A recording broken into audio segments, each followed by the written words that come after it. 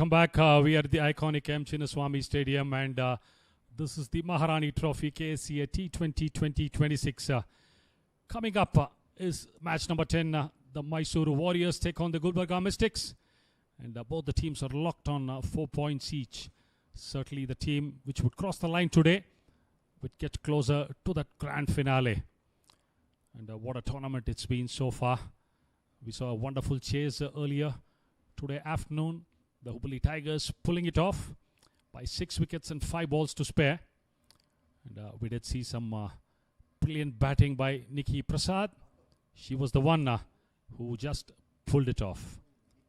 74 not out was Nikki Prasad, deservingly. The POTM a short while ago. We had the toss. Let's see what happened to the toss.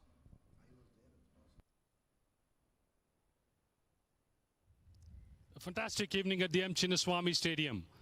It's match number 10 at the Maharani Trophy KSCA T20 2026. It's the Mysore Warriors take on the Gulbarga Mystics. It's an all-important toss. And I have the two captains along with me. Shubha Satish for the Mysore Warriors and Rajeshwari Gaikwad for the Mystics.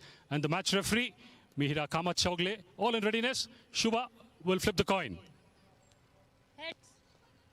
Heads is the call. Tails it is. Shubha, the toss has gone your way. Had a good day of rest yesterday. A wonderful 100 the night before. How's the mood in the camp? It's all chilled out and pretty relaxed. And we are pretty much confident to go ahead. So what have you decided to do winning the toss? Yeah, I would like to bowl first. Like to bowl first? Any particular reason? I mean, under the lights, we have observed chasing, it's getting easier. So I'd like to chase. Any changes in your team? No change. Going to the same level. Go well, Shubha.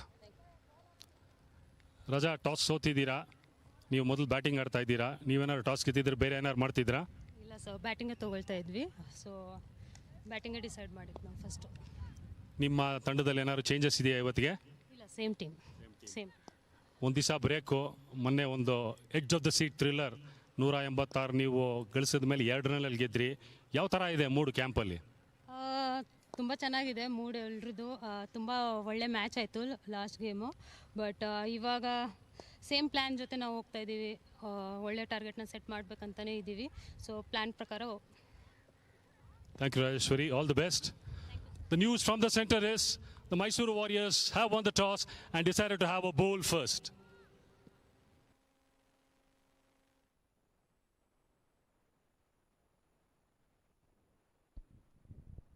That was the news from the center. The Mysore Warriors winning the toss and choosing to bowl. Had no hesitation in doing so. They did watch the last game and that was what the captain Shubha Satish mentioned. Well, the Mysore Warriors look formidable, don't they? Shubha Satish, who got that magnificent 100. But if you just take a look at the Gulbarga Mystics, they'll be rallying around their medium pacers, their spinners, and that big name there, Roshni Kiran, who will really look to back up that big 100 that she got yesterday evening, Srinath. But it looks like a very balanced couple of teams playing this game. So not too many stars on both the sides. Shubha Satish, the captain this side. We do have Rajeshwari Gaikwad, two people who represented the country and senior cricketers who've been around for long enough.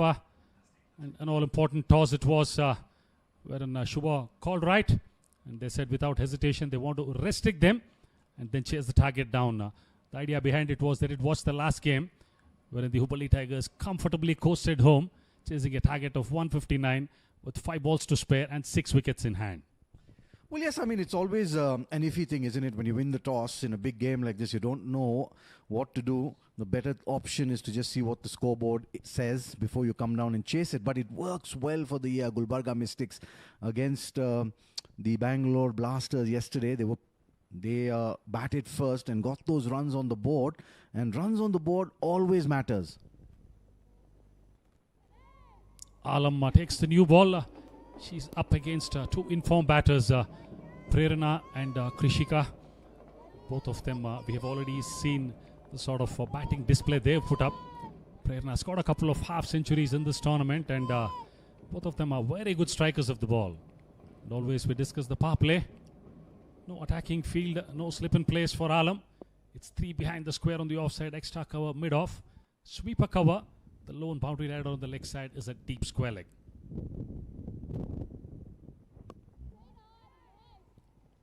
Nice shape on that straight away course correction. The first one was a wide. But the beauty about Alam is, Fuzz, if you've watched her, somebody who doesn't have any time for looseness, or she doesn't take any time. Talk about the hard lengths. She's thereabouts, and a packed out offside field for her. Well, yes, I mean, you expect that from your main fast bowler. You come in right hot, and you come and deliver the best delivery you can right up front. There again, a little shape, Srinath, and that's really nice. There's confusion. It'll be close. The question has been asked, and the umpire goes up for technology. So a bit of a communication gap straight away. Just opened the face and nudged it to short third. Looks close, looks close. Oh. Certainly the umpire would not have had a good look at this angle. Not very sure whether the bail has been completely dislodged. But confusion, pressure created straight away. Well, just going by that, there's no way the third umpire can be sure when the bails actually are dislodged. So perhaps the batter just will get the benefit of the doubt, because you need the reverse angle to check where at what instance was the bails removed when the batter tried to get into that crease. So it's about one or both the bails have to be dislodged completely off the groove. True, maybe this can give a better picture. Oh, I think it's a tough one here. The glove so close to the stump, the ball in the hand. Can he decide on this? Yeah. Presses the button, red, and confirmation without facing a ball. Krishika has to get back. What a start for the Gulbarga Mystics. Well, how unfortunate is this for the Gulbarga Mystics and Krishika? A diamond duck for her. Gone without facing a single delivery. There it is. Hesitation. It was played off the back foot. She was off straight away, but the non-striker just hesitating to respond. The wicket-keeper came up. Smart bit of collection by her. She had the bails off. She wasn't sure herself, but just judging by that visual. But really a downtime for Gulbarga Mystics. They've lost their first wicket with just one on the board. Well, what a start. They've just taken off on the right wing, winning the toss, electing to bowl first, and a wicket of the second legal delivery. That brings in the heroine of the night before, Roshni Kiran. Fazal was all praise for her batting. He just went back home and switched on the television to watch this girl rampage the bowling. There it is. You can just see how confident she is. And once a batter comes out there and gets the ball in the middle of the bat, Shri, we both know how the confidence levels go up. The butterflies disappear. But she should be telling herself that every innings begins from a zero. So she's got to forget about the 113 that she scored yesterday, the day before, I beg your pardon. But she needs to just concentrate a little, because they are in a spot of bother here for sure, are the Mystics. Oh, just shaping in a bit and holding its line. Yeah, true, Fuzz can be 113 a couple of nights ago. You come out and take guard, it's a fresh game. You're starting from zero and from scratch. But the way she played the first ball looked like she was batting for eternity. The last 36 hours she's been out there in the net, and she comes out straight away. Good stride in. That's the confidence she has in her. True, but power play, very important for both the sides. First blood drawn by the Mysore Warriors.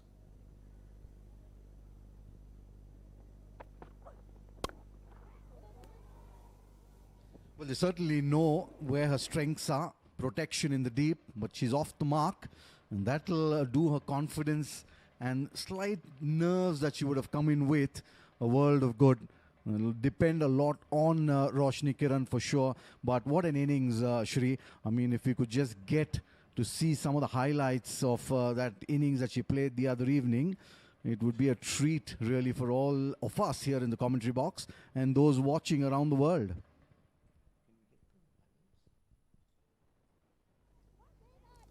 Opens the face of the bat, finishing the over with a dot. Alam starts well, just 2 of the first over.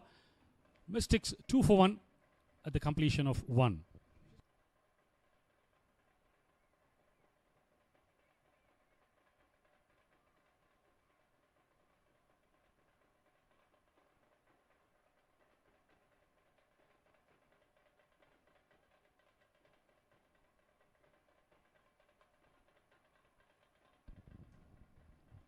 Start proceedings from the Anil Kumble diamond box end will be Shreya Mishra.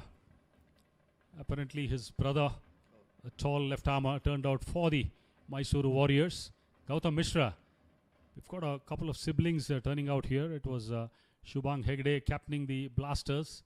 Sister Ananya Hegde turning out for the Bengaluru Blasters in the women tournament.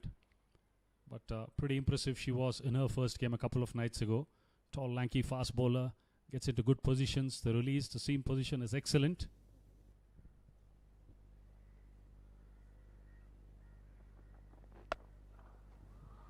That's beautifully struck. Has that gone all the way?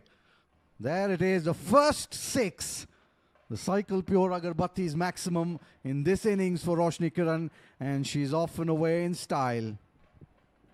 Welcome to the crease. Says Roshni, picks it up on length. No hesitation in dispatching it over the deep square leg. They had a fielder at deep fine leg, but length picking up the shot. The length early was the key. High over the deep square leg. Straight away pressure on Shreya Mishra. Starting off the over with the maximum.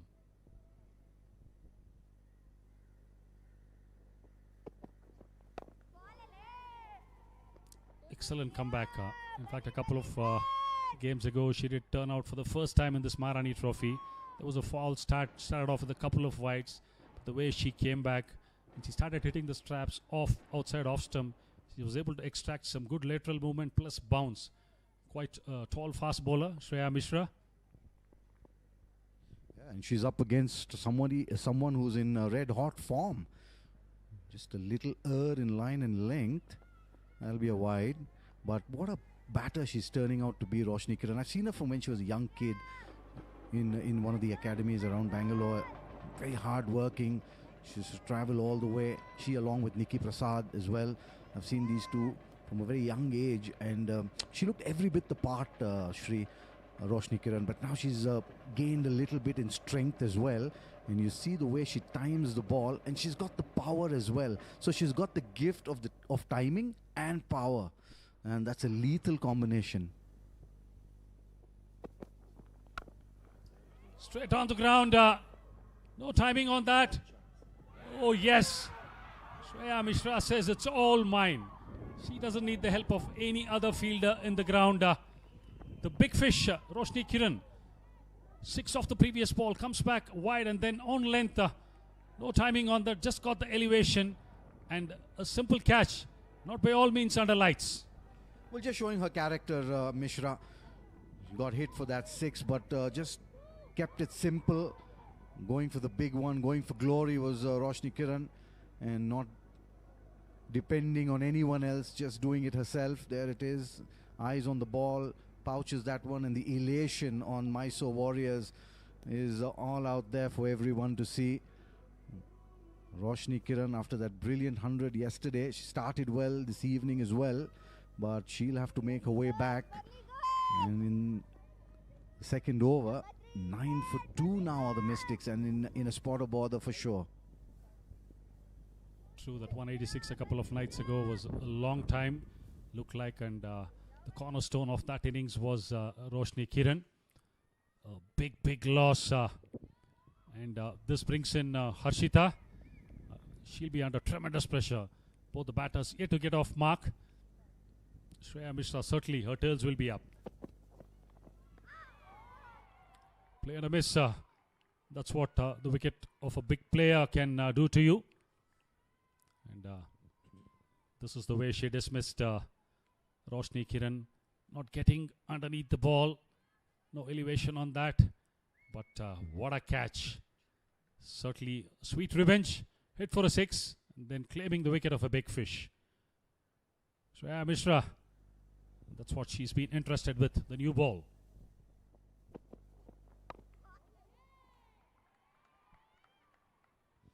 Great character shown by Shreya Mishra, really. I mean, once the bowler gets hit for that 6, you're always wondering what I need to do next. And she just kept it simple, didn't she? She threw it up there and said, if you're up for the challenge, go for it. And this time, just failing to live up to the expectations was Roshni Kiran. But she's just put them behind the 8 ball here, the Mystics. They'll need to definitely keep one eye on the scoring rate, because the Mysore Warriors have a really strong batting lineup. So they need runs on the board. A projected score of 109 ain't going to do it for them. They need at least 150, maybe 160 from here. So finishes off in style with the dot ball. 8 off the first over for Mishra, but picks up the all-important wicket of Roshni Kiran. 10 for 2, the Gulbarga Mystics at the end of 2.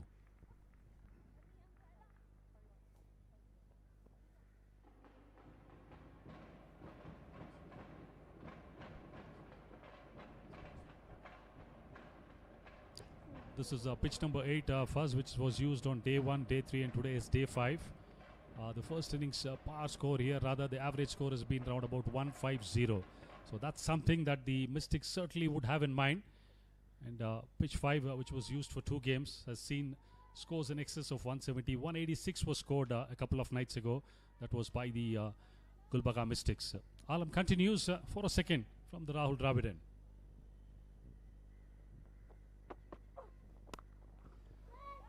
Well, you didn't mention the 150 being the par score, but was that in the afternoon game or the evening game? Once you get into the evening, Shri, the wicket plays a lot better under lights for some reason. I've never been able to crack why the wicket just gets, or the pitch gets a little better with the lights on. In fact, both the games, teams defended 150 on day 1. On the second day, in fact, 125 was what Mysuru defended against the Blasters, getting over the line by 10 runs. Coming to why the pitches behave better under lights. It could be a bit of dew, rolling being done once again before the start of the second game. That binds it that much more better. And also could be a touch difficult for the bowlers to get going, and the margin of error gets that much minuscule when the bowlers get on. Yeah, at times, in fact, till date here, we've had no dew at all. We've had rain, in fact, for 20 minutes in the first game. So should be overcast, dew not on, but good conditions for batting overall.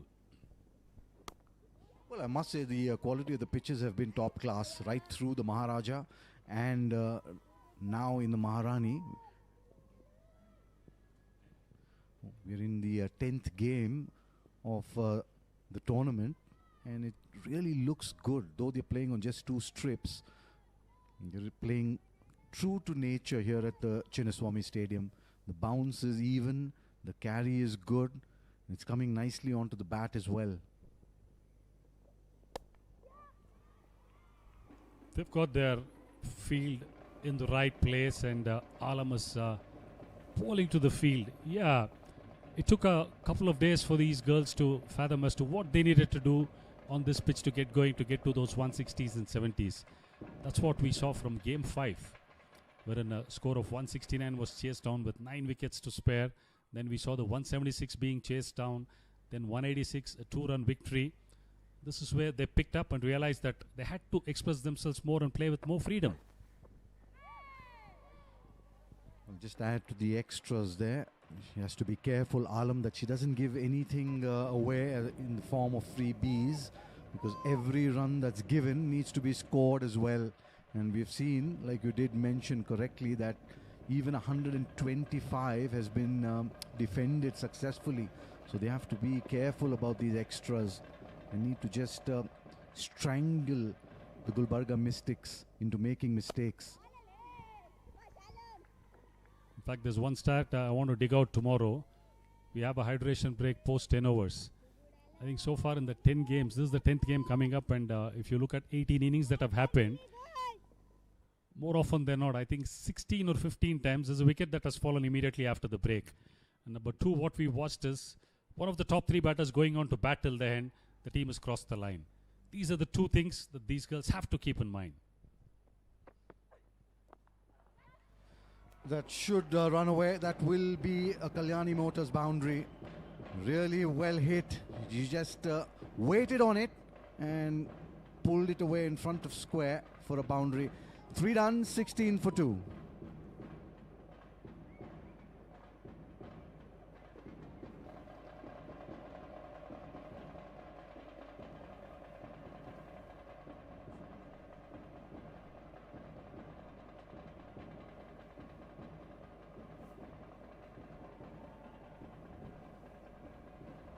Off to a relatively cautious and slow start are the Gulbarga Mystics. Not typically able to make use of the power play and the field restrictions. Rock back by the run out in the second ball of the innings. And then losing out on the big scalp, that of Roshni Kiran. Shreya Mishra was the one who did all the damage. She's on for a second over. 5 fielders inside the ring on the offside to stop that single. 2 inside on the leg side. A deep fine leg and a sweeper cover. This is the field for Shreya Mishra, and it's Harshita on strike. A little movement away. I mean, these girls are going to get a little movement because they give that much more air time. You don't hit those hard lengths.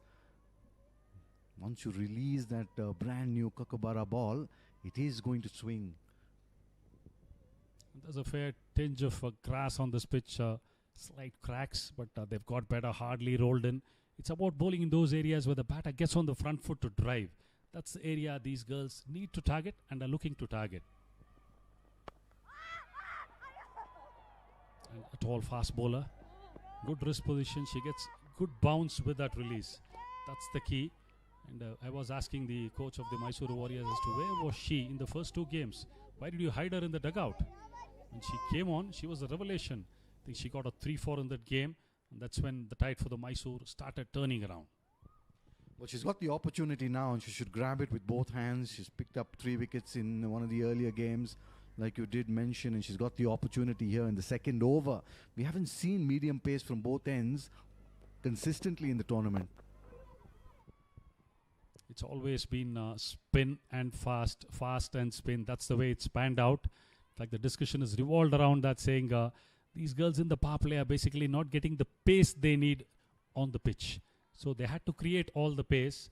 That's when players like Vrinda Dinesh or a Nikki Prasad, they've used their feet to get that momentum and get the free flow of the bat, or a Roshni Kiran for that matter. They were able to pepper the ground as well as clear the infield comfortably.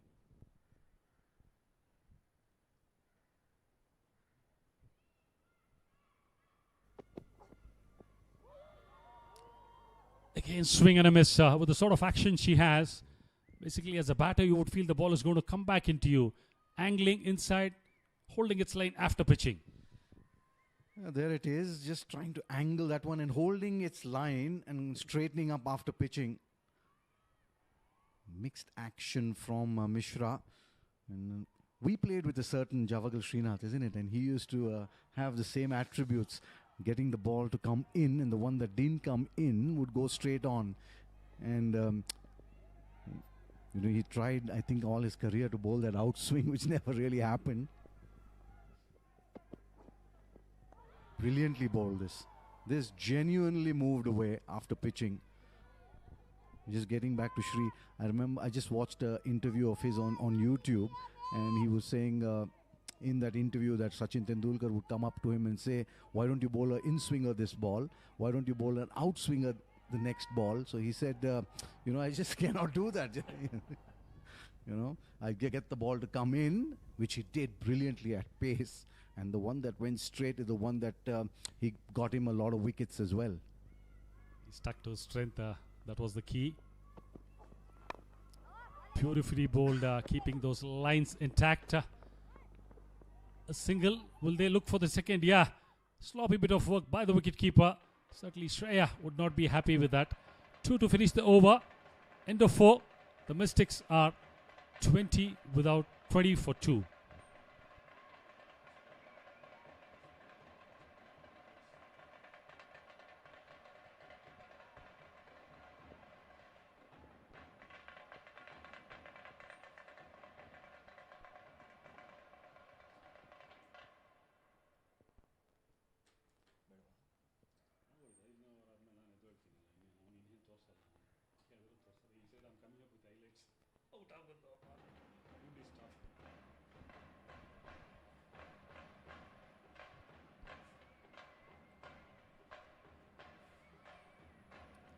After being inserted, the Mystics 4 overs done are 18 for 2.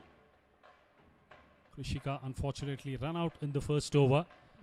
Then the big fish, Roshni, going for glory after hitting Shreya Mishra for a 6, was cotton bowled. Seeing a spin for the first time from the Rahul Dravid end. It's going to be Sahana Pawar. This is a home ground, not only for Karnataka, but she turns out for the RCB in the Women Premier League. Tossed up and nicely played. They should come back for 2 and quite comfortably in the end. You did mention RCB, and this is a great platform for these girls who are playing under lights for the first time. They don't get many opportunities to play under lights, but they've got the opportunity here. Grab it with both hands, and the scouts who are watching will be watching these girls very keenly, because Sri, I've seen some of the leagues around India, and in comparison to that, we are second to none. I mean, the kind of talent that we have, the pool of talent that we have really here, just kind of tells me that, you know, quite a few of these girls will be on the shortlisted radar of some of the scouts. An invitation to come for trials, I'm sure, will be on the cards. I saw Srinath Arvind the other day for the Gujarat side. So we have quite a few girls who are here. Oh, we've been speaking high about the fielding standards. Casual approach there, trying to pick up the ball with the left hand. But Prerna will take it with both hands. A boundary of a misfield. It's a Kalyani Mota boundary. This time around for Prerna and the Gulbarga Mystics. Tossed up, opened the face of the bat. Should have comfortably stopped that ball. But Yashika Gowda just ran over it, messed up the whole thing, and certainly Sahana Pawar would be disappointed with that effort.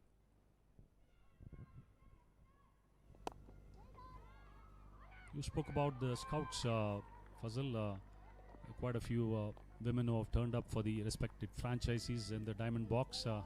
Certainly, I believe at least a dozen girls will be a part of the Women Premier League in the next year. You know, they have really rung a bell and set the Chinnaswamy Stadium alight. Like Roshni is one, Karnika, Karthik. Already we have 3 or 4 playing in the Premier League. At least 8 to 10 will certainly make the cut this time around. Well, that's well put there, Shri. All the women watching this game in the Diamond Box for their respective franchises will be having a very keen eye on a few girls here for sure. And that's the kind of platform. I'm so happy that KSC has given the opportunity for these girls to come and play under lights. And that makes all the difference. You know, just the adrenaline rush will be there.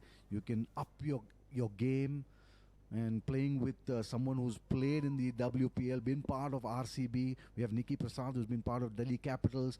So it really is there. And then when Shreyanka Patil comes and joins this side, it would Karnataka team would look really, really good. Happy days for Karnataka cricket in the foreseeable future. 5 done, 25 for 2, put into bat the Mystics.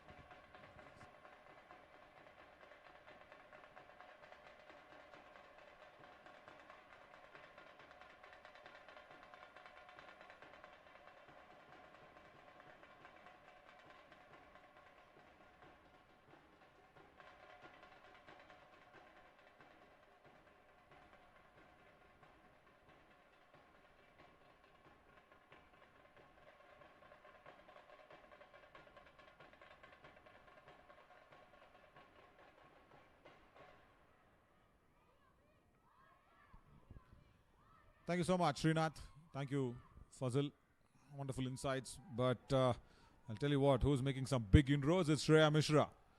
The way she has risen to the occasion for the call of Shubha Satish winning the toss, selecting to field first, is absolutely top-notch. 2 overs, 10 runs on a wicket, and she's bowling some good areas. Why I say areas is because of this. I am Navin Shaurya, alongside with me is Vikram. Ball tends to actually angle in, but then at the last minute leaves the right-hander. Yeah, we're seeing in Shreya Mishra today the capacity to be a genuine swing bowler. Well, some might say it's just more coming off the pitch, but I really think she's given that wonderful shape. She's actually, and you're right, she's spot on with her lines and lengths. And no wonder we've got the Gulbarga Mystics reeling a little bit. Sometimes, I mean, the pressure is put on from the other side also. Both bowlers contribute. Oh yeah, truly. There's no doubt about that one. Again, angling in, covered the line beautifully well. Prerna, good stop. Good stop at mid-on. A very rare misfield we saw in the previous over. But Shishira Gowda, wise skipper of the side, very agile, very attentive. But imagine how things turn around. Just a break for Gulbarga Mystics in the night that they put up 186 on the board against the strong Kalyani Bengaluru Blasters. Defended it so beautifully well in the last over. And now, in the power play, probably the lowest power play in the Maharani Trophy 2026. Outside edge, still straight to backer of point. They're struggling. Overthrows. Oh, Mysore Warriors need to tighten up a little. The bowling has been phenomenal. But the fielding, Shubha Satish won't be really happy with that one. Well, yeah, this game is, of course, wide open still. There are just these momentum shifts here and there. You want to start well. They say well begun is half done, of course. But we've also seen the Mystics control a game well. One of the victories they've secured. And so have the Mysore Warriors done that. So there's a lot to unfold here in this particular tour match.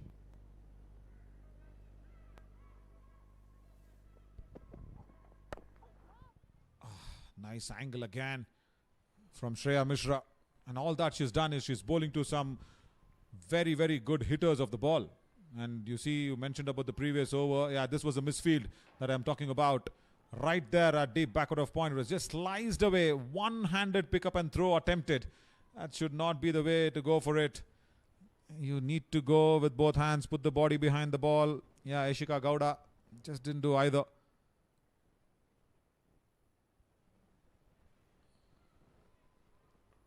Slow ball. Again, Shishira. How impressive she's been. Yeah, they've been putting on a good show out there in the outfield. Just a few mishaps here and there from some of the junior players. Also creditable is the way Shreya is bowling to Prerna, who's no new player. She's settled in well. She's played for the senior women, plays under 23 for Karnataka. She really knows how to set the pace. And Shreya Mishra here tying her down. Also Alam supporting well from the other end.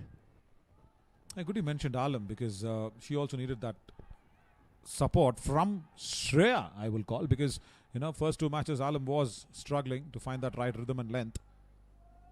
Last ball of the power play. Outside edge. Oh, good attempt. Very good attempt from the keeper behind, Sheetal Santosh. She'll be really disappointed with that one. Power play gone. 28 for 2. Inches close was Shreya Mishra in picking up her second wicket. And what was Prerna actually thinking? A floater outside the off stump. She went chasing at that one. Sheetal did all things right. But then something's there for Prerna maybe tonight. Some luck. Yeah, there you see the power play. Not very productive overall. The run out taking place where there's not much to decide. Some good pulls. They're saying some good shots, but finally holding out there. Pressure created from both ends. Yeah, back live. Sahana Pawar will start her second over. And then, yeah, there were some amazing catchings also that's been done. But then they've managed to be in the game somehow. Good catch of Roshni Kiran. That should have actually stuck in the gloves. It's one of those days where you feel, that's not the one that I wanted. But speak of Roshni Kiran, what a knock just the previous night. That was I was coming to. Under lights, she was brighter than the new LED lights. Yeah, not to be tonight, unfortunately, but good opportunity for the Harshita K, the Mysore girl, actually. A batter and off-break bowler, or the other way around. Fantastic opportunity for her to prove herself in batting. She's done it before Karnataka under 15s, as we've mentioned. Yeah, just a 2-run victory, but yeah, good opportunity here. Outside edge, no slip. That'll beat short third. And will run away for the boundary rope. And that kind of effort from Kusuma Gowda. Should have been a little more going ahead and chasing that one. Probably just gave up the chase. Yeah, Harshita just reaching for that. Just able to edge it. A thick edge. And Kusuma probably, well, seems a little bit deceptive from here. It seems to us from that it could have been chased, but then perhaps the angle is deceiving us. I don't know. But seemed to me that, yes, you're right, that the chase could have been a little harder. A little more quicker. Maybe that effort, even though if you're not winning against the ball. Nevertheless, Kalani Motors boundary. But now to be absolutely fair to the player, sometimes the ball just races off a little bit as it approaches that last 5-6 yards. I don't know what, it's probably something with the nature of the slope just over there. Because remember, these ropes are pulled in for the women's games. For the men's games, they're a little bit outside, so there's probably just a little bit of a slope there, perhaps.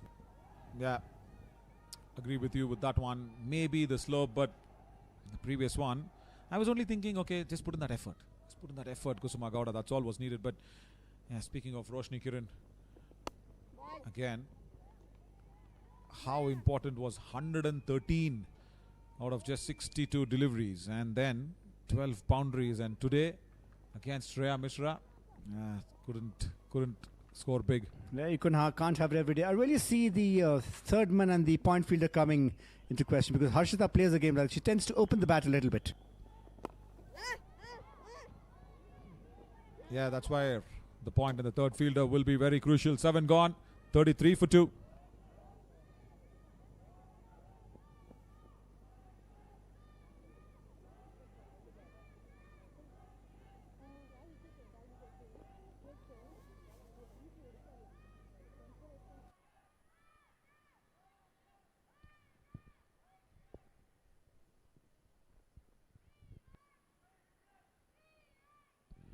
Seven overs, 33 for 2. And as we were talking of Roshni Kiran, very important that we see what was she trying to do. She was trying to go over the top just to clear mid-off. Nothing wrong with the shot, but all credits to Shreya Mishra. Yes, for the very good catch, but also for the ball leaving Roshni Kiran at the last minute. That's exactly what I was trying to mention. It looks like as if the ball is coming into you as a right-hander, but the last minute the ball leaves you, and that's where that slice of the bat, leading edge, cost in the wicket. Probably you can throw in your views as well after this, as Diksha comes into the attack, and this is the lowest power play total in the entire Maharani Trophy 2026. Yeah, you're right, Naveen. Again, I think the pressure created from both ends made Roshni, who felt invincible today, like she's made of iron after that knock just 2 days ago. Meantime, we have Honu Sri Diksha, of course. Honu is a Mysore girl proper.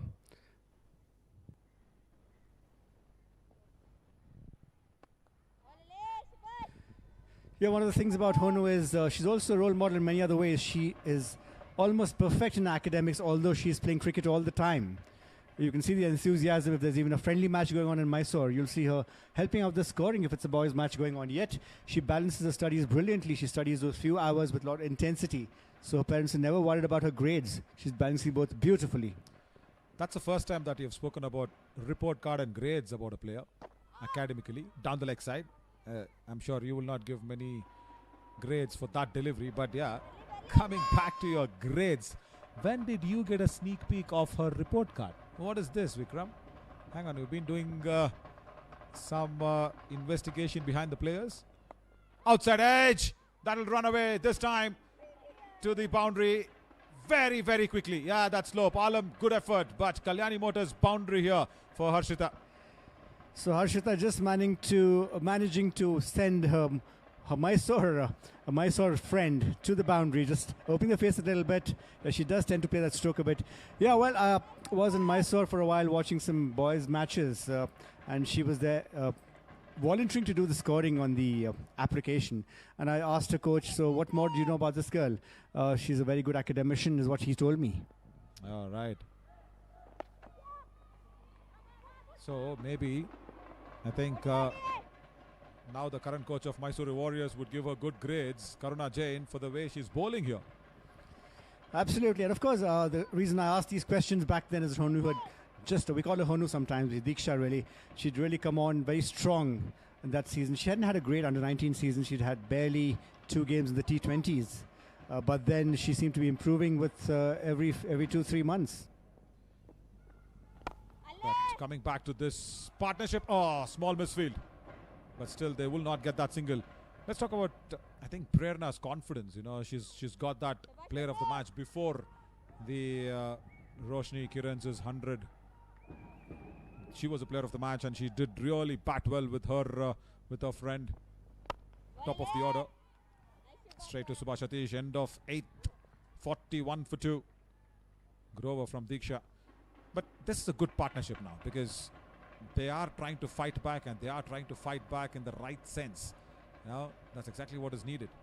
Partnership of 32 runs of 39 deliveries. I know that this is not a blazing partnership, but they are actually setting the platform right for Aditi Rajesh and Trisha, and even Rajeshwari Gaikwad coming in to use the long handle. Yeah, we kind of expect explosive starts. That's what a power play denotes, but really doesn't happen all the time. You've got to play within the strengths that you have within your team. The batters are firing, and therefore I think it's good not to get carried away. Young Harshita has a chance here. Prerna's taking it just a little cautiously. By that, I don't mean that she's going very sedate. She's just trying to see when the chance would come that she can launch. They're probably targeting some bowlers, some new bowlers, young bowlers. Yashika Gowda will be bowling now from the far end, the Rahul Dravid end. And one wonders whether Prerna will like to take on this young bowler for the benefit of her team. I think it should more be Harshita now. See, I know what Prerna is thinking. She is thinking a longer innings. I can sense it, that she wants to stay there, because it's just the 9th over and they're looking at definitely 155, 160. So for that, Prerna needs to play that 20th over. So maybe Harshita at the other end probably try and get going if there are any loose deliveries.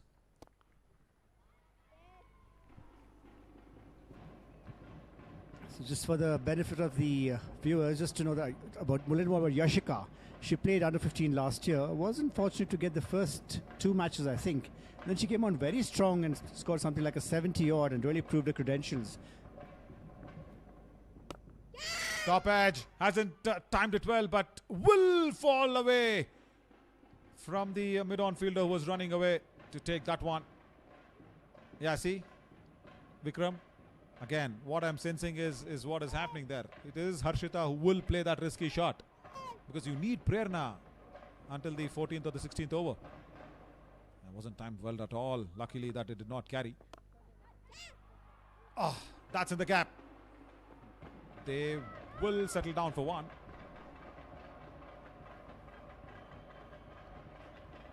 Do you think that could easily have been a 2 here? We're talking now about running between the wickets, and you got to make the fielding team look ragged. Show that intensity and intent in your body language. I wonder. Yeah, especially when it goes to the outfield. Try and put pressure on that fielder. Maybe there is a fumble coming in. You never know.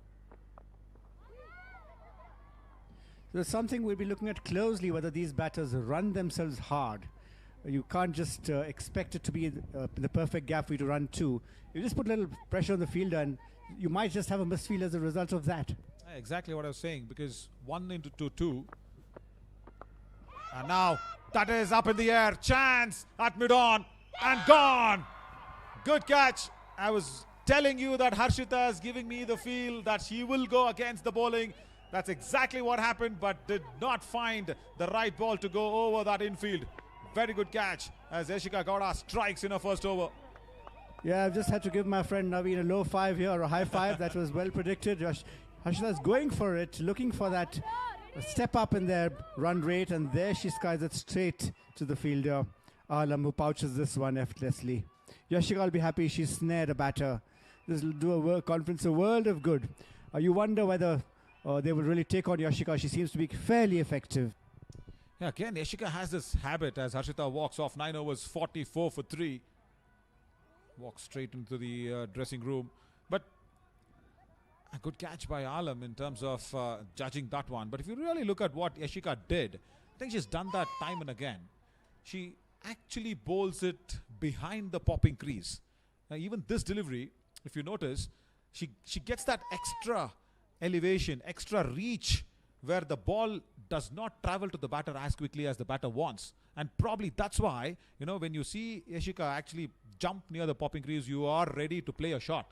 So maybe, you know, even the batter who just saw that one, Yashika Gowda, did play the shot early just because she was jumping near the popping crease. We'll probably try and get that footage again. Soumya has come in, but Prerna will take that single. Soumya in at number 5. Soumya, another one of the well-known hitters also, although she is a wicket keeper. We recollect how in the under-23s she was sent at as early as number 4 to step up the run rate in the 50-over championships in Trivandrum some time ago.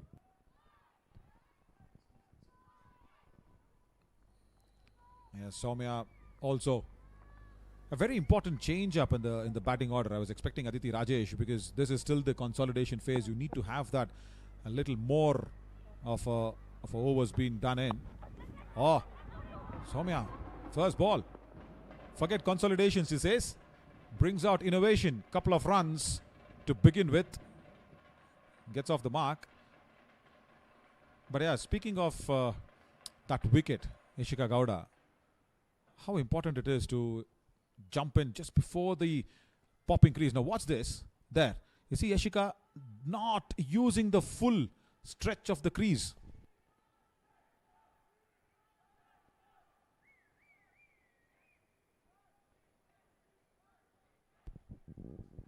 A good ball. Yeah, just a little bit of drift from Honu as Soumya comes to terms with this bowler here. Soumya is a very enthusiastic player who likes to play a lot of matches. From her mouth you hear stuff like, any match is good practice, so she keeps playing.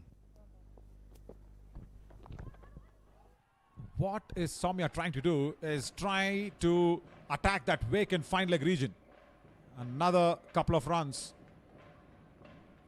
But she's not able to time the ball well. Twice in consecutive occasions. Yeah, talking about timing, of course, it's a new stroke. People are mastering it now. The girls are getting better at it.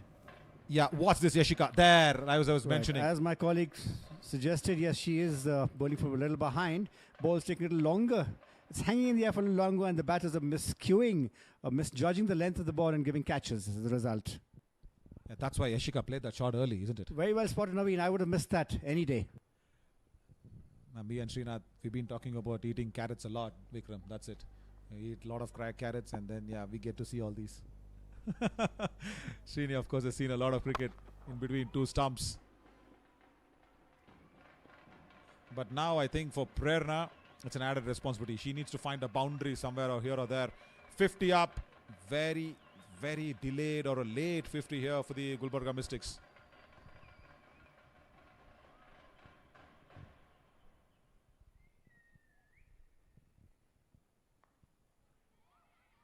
Good over from Honu as 10 overs gone. 50 for 3. And now we'll probably see the umpire signal the drinks break. Yeah, it's a timeout. So drinks. And we'll resume soon.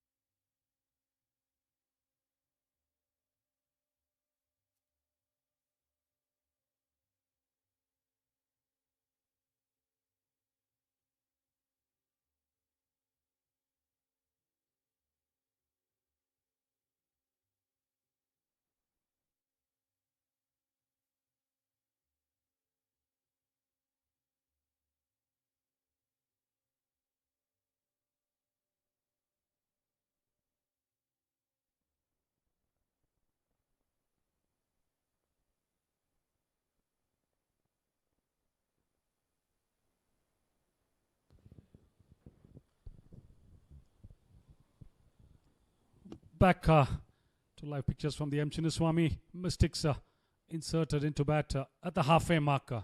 50 for 3. Certainly the Warriors would be over the moon. Well, absolutely winning the toss, an important toss, putting them into bat, getting their main guns out early. 50 for 3 in 10 looks good for the Warriors.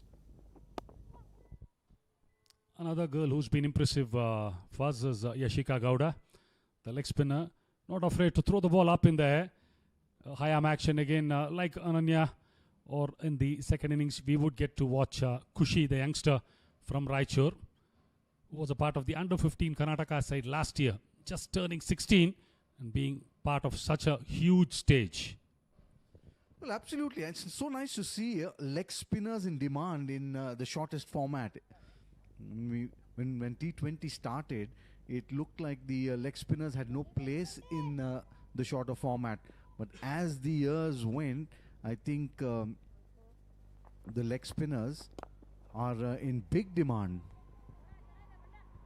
Leg spinners are gold dust, and the platinum are the left arm spinners. The ones who were left far behind were the breed which I used to bowl. But in this particular edition of the Maharani Trophy, we've seen a lot of off spinners in action and have done really well also.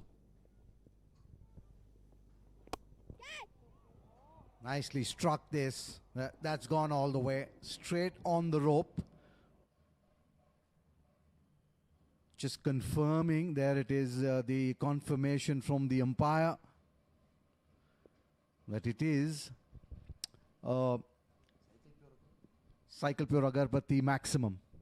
No second invitation for Soumya. Tossed up mid-off inside. Full swing of the bat. Gets the elevation and the timing right for a Cycle Pure Agarbatti maximum. Not afraid again. Tossing it up and giving her the invitation.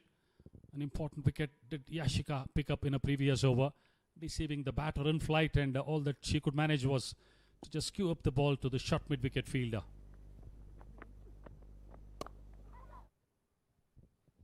They should push for 2.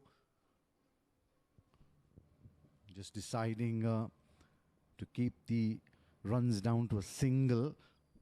But that's the difference between Nikki Prasad and someone like Soumya. See, the minute Nikki Prasad sees the ball in the air, just that little extra flight, she dances down the pitch, comes to the pitch of the ball. You would have seen someone like Nikki Prasad coming down the track to that, trying to play it with the turn to extra cover, maybe mid-off or long off. And that's the hallmark of really good player. 11 done, 60 now for 3, the Mystics.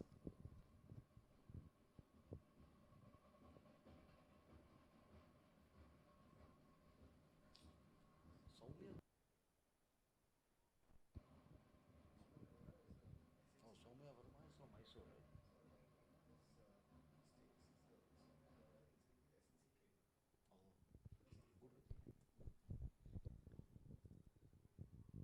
60 for 3 off 11, and if they go at this current run rate, they would end up with 109, which certainly would be much below the average score we have seen on pitch 8.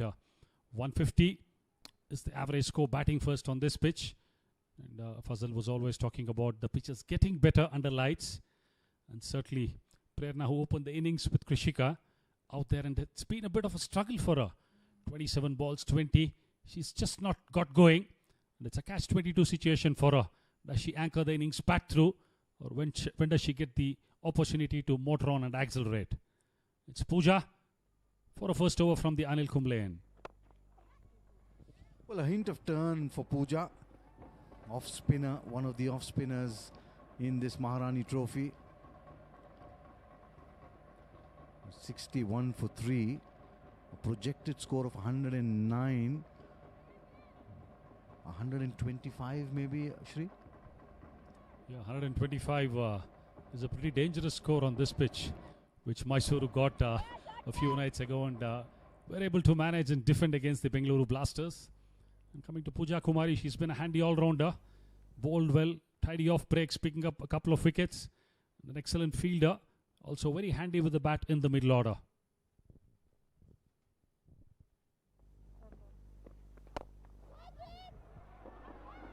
Down the ground this time around, gets the timing right, and the long on fielder had no chance. Kalyani motor boundary, free swing of the bat, saw the ball in the air. There's no second invitation for Soumya. We just tossed up a little more than necessary and seizing the opportunity. Going down the ground, the long on slightly wide, wider than normal. And just playing with the turn, that's the key really. And the result, a much needed boundary for the Mystics. This time around sweeps, ball just turns. The fielder not anticipating that, but clever running this time around. Put pressure on the fielder straight away and comes back for two. Is this the over they were looking for? Soumya just getting a move on. 19 of 10. She is looking like the aggressor, whereas Prerna, who's been around since ball one, is looking like the one who's playing the sheet anchor. Well, she does need to do that. You were mentioning that one of the top three need to bat through the 20 overs. Perhaps that's her job to do. And Soumya Varma at the other end can just cut loose a little, break the shackles. Singles won't hurt the Mysore Warriors. It's about the boundaries, the sixers, which they would want to hold back and restrict them. And yes, Prerna is a pretty free-flowing batter. She's tried a couple of lap sweeps, which has not come off. She would be better off in trying to farm the strike, hitting in front of the wicket, or step out, use the feet to get some momentum. This time around, nudges it fine. A chase for the fielder at 45. Managed to just cut it off inside the ropes. That gets two to Prerna and a move on. That'll bring over number 12 to an end. 70 for 3, the Mystics batting first.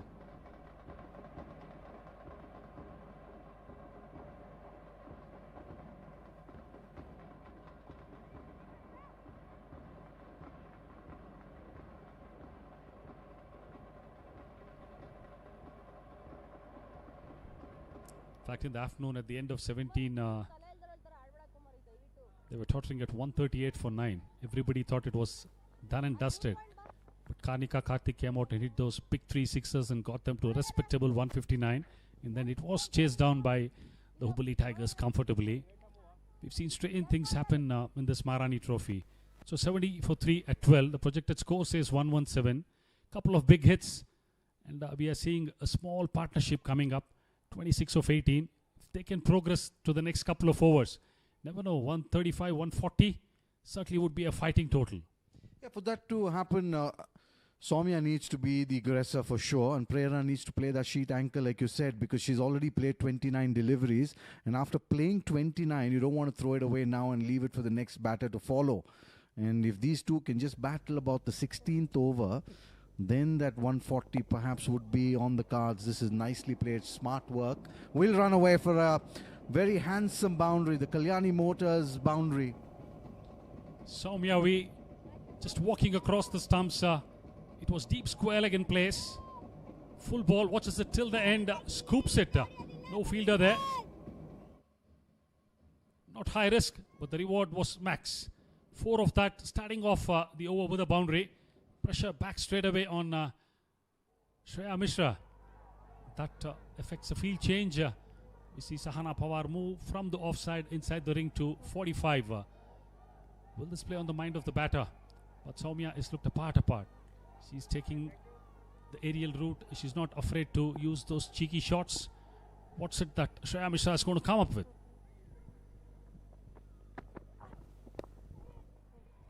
Very smart cricket this by Soumya. She's coming back for the second. A weakish throw from the deep.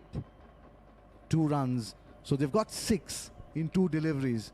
If they can just finish this over well, they would have got about 7 or 8 runs.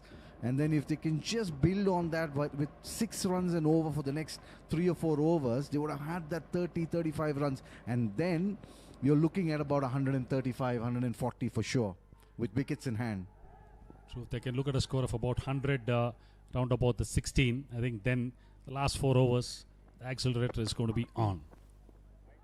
Pressure telling starting the over with a boundary followed by a 2. It's forcing Shreya Mishra to think otherwise, who today has been excellent otherwise, picking up the all-important wicket of Roshni Kiran. Cotton bowled, getting her to go over the top in front of the wicket and enticing her into that shot. And she said, I don't need the help of the other 10 players on the field. And she said, it's all mine. And it was a cotton bowl. Well, they've got to be smart in this now till the 20th over, and they'll get to those 135, maybe 140. A projected score suddenly going up to 125. It was 87 at one spot, and that'll be a boundary again. So a really big over this for the Gulbarga Mystics. A much needed boundary. Pressure on Mishra and the skipper of the Mysore Warriors. To again change in line this time around. Touch wide outside the off stump. Had the width. Intention was to go over cover outside half of the bat, but nevertheless beating the fielders within the ring. The short third as well as the short point. Boundaries, whichever way they come, is most welcome for the Mystics. Yet another Kalyani Motors boundary. The second one in this over. Is this the over they were looking for? Expensive one. 3 balls bowled. Already 12 coming from this over. 13. It was in the slot, wasn't it? Just needed that extension of that drive. Could go over the top.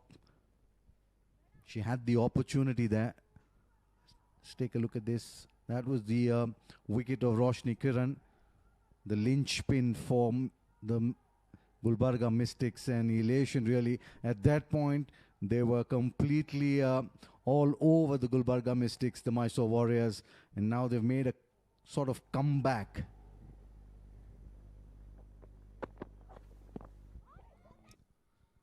Certainly would be disappointed Soumya on this occasion. It was there. Just 5 meters either side of the fielder at 45. Would have raced away to the boundary. Though they had a boundary rider, a deep square leg, deep mid wicket and long on the leg side. Trading dangerously close to that leg side. Thanks to Soumya Afaz, 30 of 17.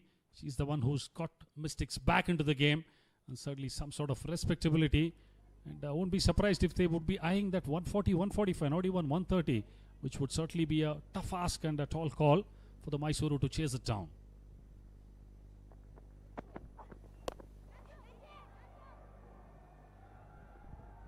Walks down, tries to take over the boundary rider. No timing, just got a bit big on her. The bounce beat her. And the elation again. Comfortably caught well within the line, a deep mid wicket against the run of play. It's Soumya who misses out, and the 4th wicket going down. What a time to lose a wicket, and what a time for the Warriors to pick up one. Well, Shishira Gowda, the fielder on that occasion, judging it to a nicety, keeping her eyes on the ball. I told you so. She's going to come in that direction, just perhaps getting a little ahead of herself for Soumya, and gleefully accepted. One for the substitute fielder there, and then she points at the dugout and says, we've got the wicket that we need. There's the one towards the dugout, and she says, I've done it for you, coach. 37-run partnership come to an end, and Soumya Varma, after her cameo 30 of 18, has to get back to the dugout. 81 for 4 at the end of 13 are Gulbarga Mystics.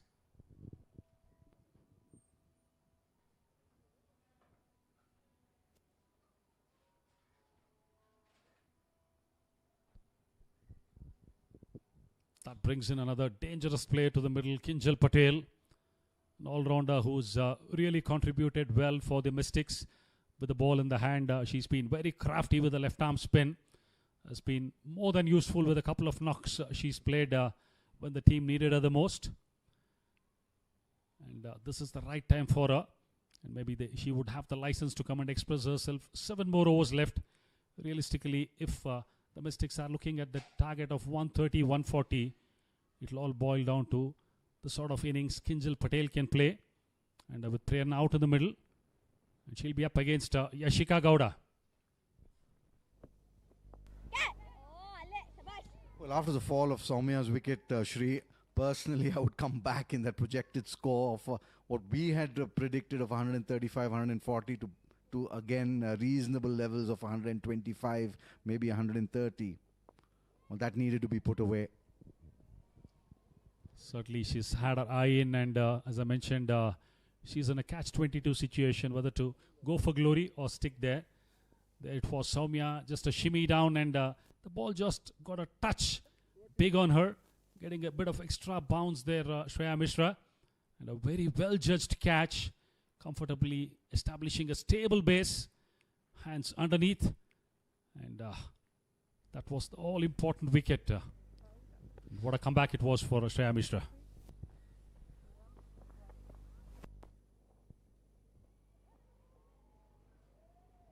A little gift to Kinjal, getting off the mark straight away. What we just saw near the boundary, the substitute fielder there wearing that bib. So she pointed first at her, perhaps telling her that I know it's coming my way when she caught it. And the second one was to the dugout. Perhaps the coach telling her where exactly to stand, because she was about 5 yards inside the boundary. Maybe she was sending a message across to the substitute saying how to catch, the art of catching, the technique, establishing a stable base, eyes on the ball, taking it under your eyes. Message sent. Hint of turn, nicely tossed up, a bit of drift, gripping the surface. And yes, through Prerna, it's been a struggle for her. And as you say, if she's going to throw it away now, Mystics will be in deep trouble. They would want her out till the 20th over.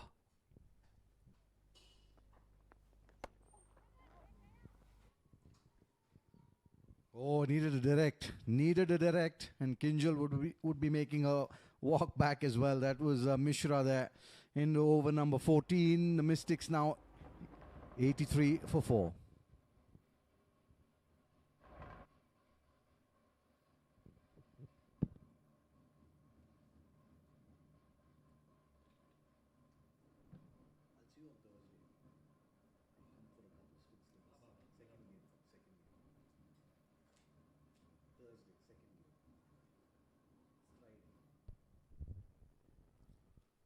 Pooja Kumari just change of ends for her, coming in from the Rahul Dravid end, and she would certainly relish this opportunity to bowl round the stumps to the left-handed Kinjal Patel. 6 left, and we are getting close to the business end of this innings. 5.93 is the current run rate. Certainly Mystics would not be happy with the way things have gone on for them. A funny game, matter of over or two, couple of big hits, can turn it around. Once again, you see a little bit of turn on this strip. Second or third game played here, or second or third day that they are playing here. So perhaps the 6th game on day 3. So there is bound to be a little wear and tear, a little bit of turn because of the scruff marks.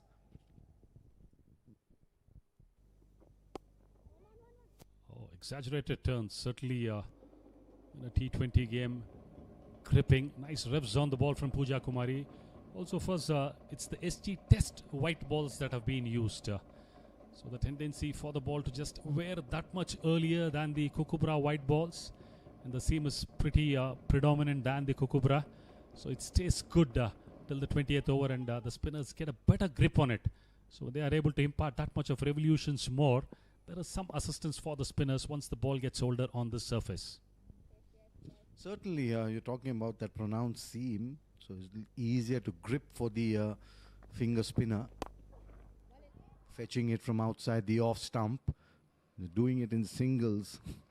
Mysore Warriors will not complain. We're in the 15th over. 85 for 4. Oh, they have a real mountain to climb. 117 is not going to work for the Mystics. They need a lot more than that. This time around, darting it in with the arm, picks the cap. Will they come back for the second?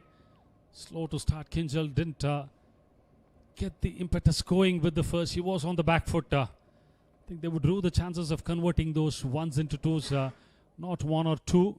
On many occasions, we've seen that. I think that was the difference when we did see batters like Vrinda Dinesh or Pratyusha or Nikki on strike, playing down the ground, going with the shot getting those singles into twos. Inside edge, this time around, lucky shot. No chance for the fielder. Cheers in vain. Welcome Kalyani Motor boundary from the blade of Prerna. Well, certainly a welcome boundary. Runs are runs no matter where they come from. So especially when you're struggling. And just the top edge flying over the wicket keeper and running away for a Kalyani Motors boundary. They need a few more of these. The Mystics, if they were going to make a match of this, they're just 90 for 4. Keeping it out of the hitting arc. Boundary considered in the over. 8 runs coming off it. Pooja finishes with 2 for 18. 15 done, the Mystics. 91 for the loss of 4.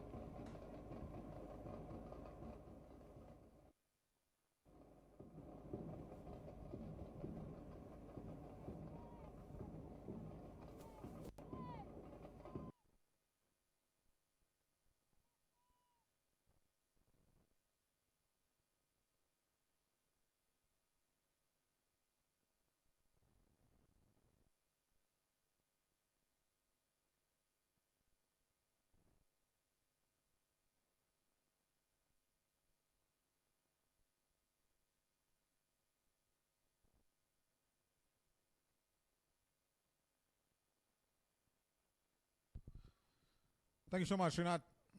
Thanks to Fazil Khalil as well. 15 overs, 100 or 120 should have been the ideal score as of now. But losing wickets are the Gulbarga Mystics. Pulls the rivers out, Prerna. The idea was right because the short third was inside the ring. Sana Pawar over the wicket. That's a good ploy. I am Navin Shaurya. Alongside with me is Vikram. Here you watch some fancy strokes coming out now, just to up the run rate. I still think that with the Mystics, with Prerna out there, they'll feel they have a chance to somehow peg along to 135. That seems to be a tall order now, because Prerna is one who can launch big. Was there a nick on the glove? The previous ball Prerna played, I think Sana Pawar went up immediately. Was it a tough one behind the stumps for Sheetal Santosh? Now watch this. Reverse. Oh, definite glove. Definite glove there. It's a chance that will go down. Prerna will definitely not complain. First ball, Sana Pawar creates a half chance.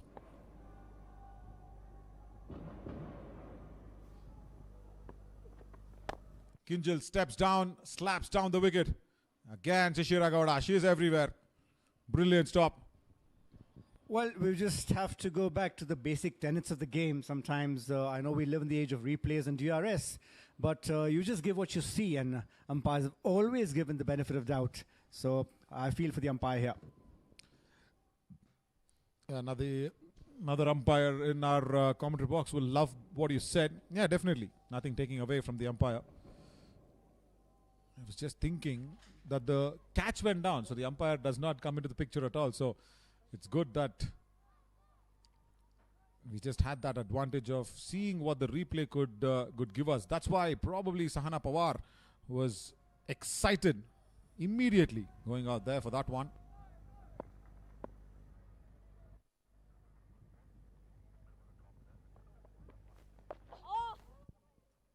That's found the gap behind square leg. And a good stop again. Slide and dragging it down. Prerna, yeah, she's decided that it is she who's going to carry the bat through the 20th over. Watch the way that she plays this one.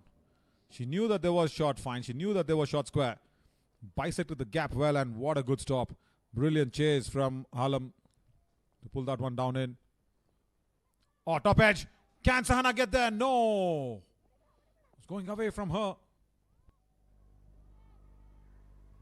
Yeah, I'm not one to use the term nothing short, because, yeah, nowadays players have to innovate at the last minute. However, I just felt this was one of those you could describe as nothing short. Just completely indecision on what to do, which is when the ball is on to you. I think Kinjal Patel will have a better chance against Sahana Pawar. Left arm over the wicket, ball coming in. Oh, bold. That one came in, but Kinjal Patel did not take the advantage. Gone. As I was mentioning about the same thing, the ball coming in will probably be helpful to the left-hander. But Sahana Pawar gets the last laugh as Gulbarga Mystics lose another one, and it's a big wicket of Kinjal Patel. So Kinjal misjudging that one from Sahana. Just a full-length ball and completely probably losing it in the air, as they say sometimes, just losing it while it's in the air, just to get a little overexcited. The Mystics are not done in yet. They would have Aditi Rajesh in their among their weapon arsenal, I would imagine. We'll see if she can unleash something tonight. Yeah, disappointing shot selection, I should say, from Kinjal Patel. Because when do you step out? Is only when you feel that it's away from your body to get that elevation across. But Kinjal Patel should have just probably stayed where she would have been, and she could have just played behind square or behind fine leg even. There was a boundary ball written all over it. Just stepping down, yorking herself. Actually, the ball was not the yorker. She was yorking it herself. Yeah, disappointing dismissal for Gulbarga Mystics as Honu comes back. Good timing, but the fielder tried her level best. Boundary for sure at long on. Like I said, it's a very, very good timed shot. But the fielder did create a half chance for herself. Prerna, she leads the charge for the Gulbarga Mystics. Prerna, the set batter now, just willing her hands to do everything here. Not able to get that extreme leverage to the ball, to send the ball over the fence, but evading the fielder for a welcome boundary. That's really skied high and reaches the boundary, however. Yeah, that boundary brings up the 100 for the Gulbarga Mystics. Good attempt at long on.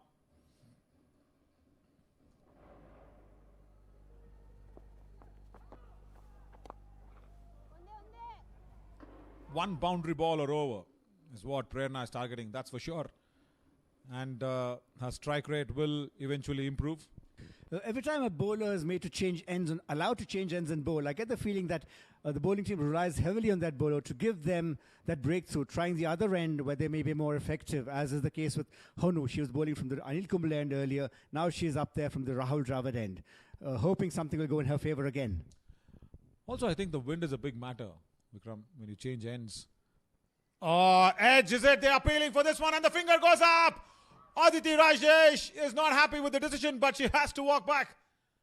Outside edge and gone. First ball. Honu will get the laugh. As underconfident as Aditi was about that, umpire Raghavendra Prabhu absolutely sure, raising his finger straight away. Good take, very good take from Sheetal Santosh behind the stumps. It was a little late to raise the finger. Look at Aditi Rajesh. She was complaining that there was no edge.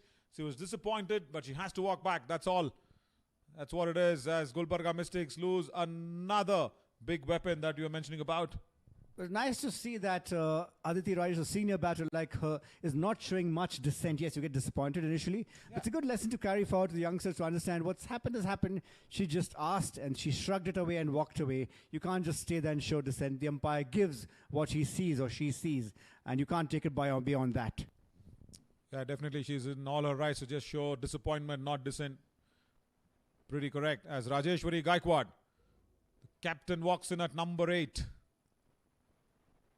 What a good over this has been. The previous one also from Sahana Pawar, and now Honu Diksha doing really well. Rajeshwari gets off the mark, first ball. Good stroke though, down the ground, right off the middle of the bat. 135 is what I reckon from here on in. Quite right. I mean, the projected score does say 122, but we don't really go by that, do we? It's not a mere statistics that rolls into. There is more runs to flow in the last few overs. And especially if Prerna stays there, there'll be a lot of inspiration for Gulbarga Mystics to go to 140, even 145. Because Prerna in Kannada means inspiration. Well pointed out, an appropriate time too. All that Rajeshwari now needs to see is pick the right ball to slog. Like that. But she's found the fielder at deep in wicket. Good catch. Very good catch. Low there. Staying low and grabbing it low to the ground. And once again, it is Sishira Gowda who just picks up that catch inches off the ground. Brilliant. Well, trying her best, heaving it in the most natural way a batter can, just dragging it to the leg side, skying it. Shishira is equal to the task, and just a kind of half volley, but Shishira is very confident, and she seems to know what she's doing where she's standing today. Shishira, she looked, her animated gesture showed it's more like a Shakespeare play. Look, this is what I do, this is how well I do it, here's what you have from me. And how well she managed herself, falling in, rolling her body over so that the elbow, the impact on the elbow does not allow the ball to pop out. Rajeshwari Gaikwad would be disappointed. First ball dismissal goes out. 17 gone, 103 for 7.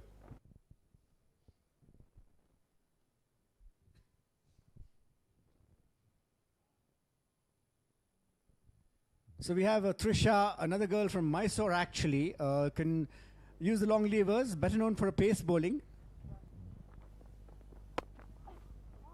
Prerna times it to perfection. Single only. Yashika Gowda, an important over if in the situation and the context of the game, because if you really look at the bowling attack and what Shubha Satish has done wonderfully well, is she's bowled Shreya Mishra out once again before the death overs. So there is no pace on offer.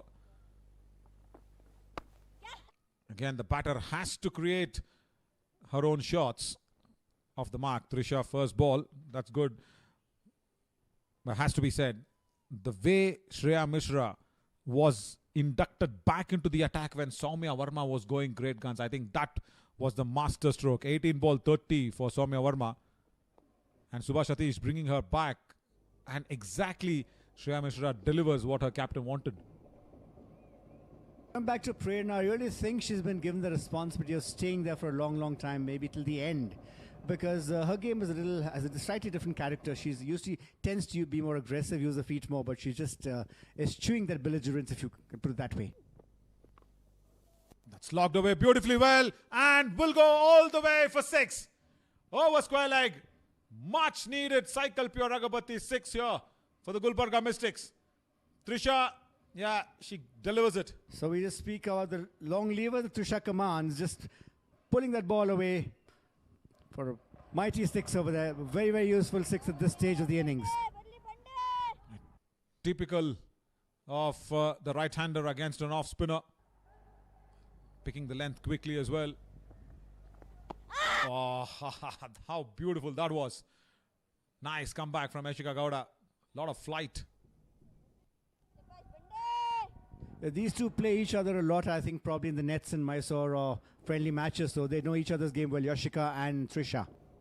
Yeah, last ball. And she gets another opportunity to free her arms. A deep in wicket. Boundary again. Good attempt from Pooja Kumari, but the ball will beat her to the boundary. 18 gone, 116 for 7. Much needed propeller this 18th over was for the Gulbarga Mystics, because they were kind of struggling when Kinjal Patel got out and then Rajeshwari Gaikwad going out first ball. I think that set the tone for the 19th, and Prerna will be wanting to continue and carry on that momentum to reach to 130, 135. They will operate with Honu. Oh, low full toss. She would be disappointed that she did not time that one. Short square was inside the ring. So now you sound like one of the family when you say Honu, because yes, we all call her Honu. There's many Dikshas in the circuit. Yeah. It's easier. The Diksha CD, there's yet another Diksha who's a left-hander. Easy to just call her Honu. But yeah, we are talking about Diksha J, in case you hear the name Honu time and again. Yeah, she's got Honu on her jersey as well. I was asking Prerna about Krishika Reddy and her friendship, because they're so thick friends, and Krishika mentioned what brings that camaraderie at top of the order, because you need to have that friendship going on, you need to have that understanding going on, and the family atmosphere, bonding going on. She said, yeah, some definite dance moves, late night DJ music and dance moves. Yeah, that's what kept them going, but not today. Prerna is left to probably face the tunes from Mysore Warriors all alone without Krishika Reddy. Run out without even facing a ball.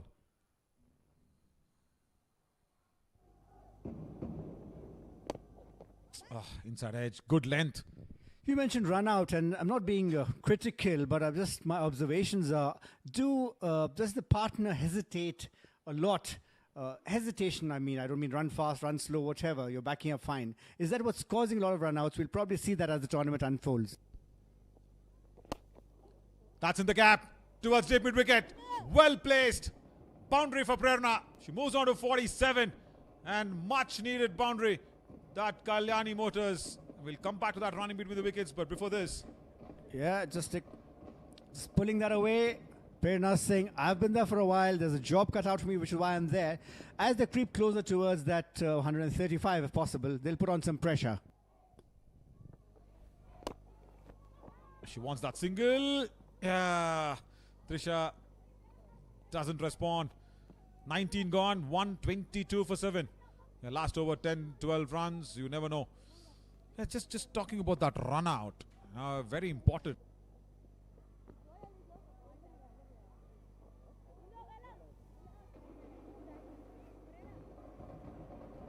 What I remember of that run out, what I saw is Krishika had played that shot behind point.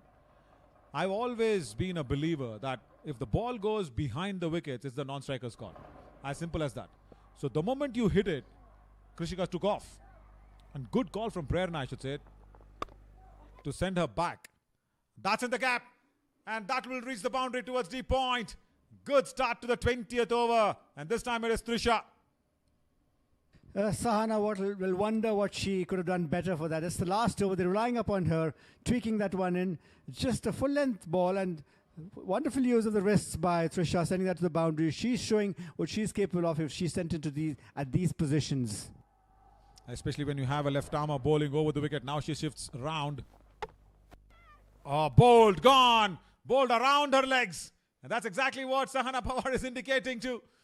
Trisha has done her work. She has damaged this bowling figures of the Mysore Warriors. She's animated for something. Very animated. I was wondering first if she's telling the batter, showing the batter which way the pavilion is, but I think she's pointing to the dugout and saying, I did it for you. I can come back. Yeah, she just taking too many liberties. Trisha moving across far too much, and Sahana knows what to do. Just landed there, that middle stump going down, the leg stump.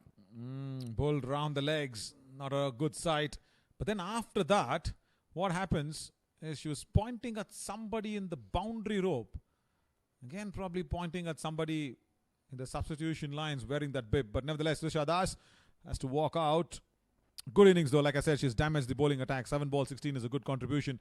As Nainisha walks in, all that she'll have to do is just give 3 balls to Prerna. That's all. Well, the biggest change in this Maharani Cup from Nainisha, she's been able to bowl this time in the first place. In the previous Maharani Cup, she only batted. And she's done well with the ball. Oh, good one. It's just a single, but in the context of the game, it's a good single. And you saw how way back Prerna was backing up.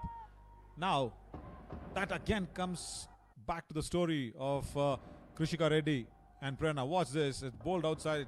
Of course, down the leg side, we saw this, nevertheless. But what was that indication all about? What was she trying to tell to the player standing there at the boundary rope? Yeah, there is nobody at point, and deep back out of point, it is the substitute players standing outside the boundary rope. Oh, she's asking Prerna to wait. Did she feel that the players with the bibs kind of distracted her, making her feel there was a fielder there, whereas there was none for the previous boundary? They are wearing the bib any which ways. Can't complain. Prerna has not been able to time the ball. Last 3 deliveries, it's all been inside edges onto her own shoes. Couple of more deliveries. 1 big hit. And she can get to her 50 and also take the home team, that is the Gulbarga Mystics, to above 135.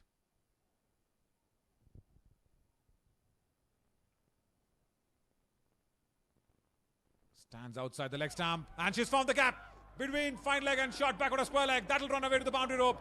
Much needed boundary here for Prerna as she reaches her 50 of just 53 deliveries. But it's a hard, toiling innings, and she's not even celebrating. She's not even raising her bat because she knows that this is not enough. She's not even acknowledging the dugout.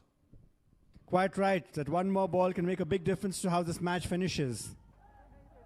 She'll be definitely trying to go big. She's standing outside the crease. She's standing outside the off stump. Will Sahana Pawar attack the midland leg?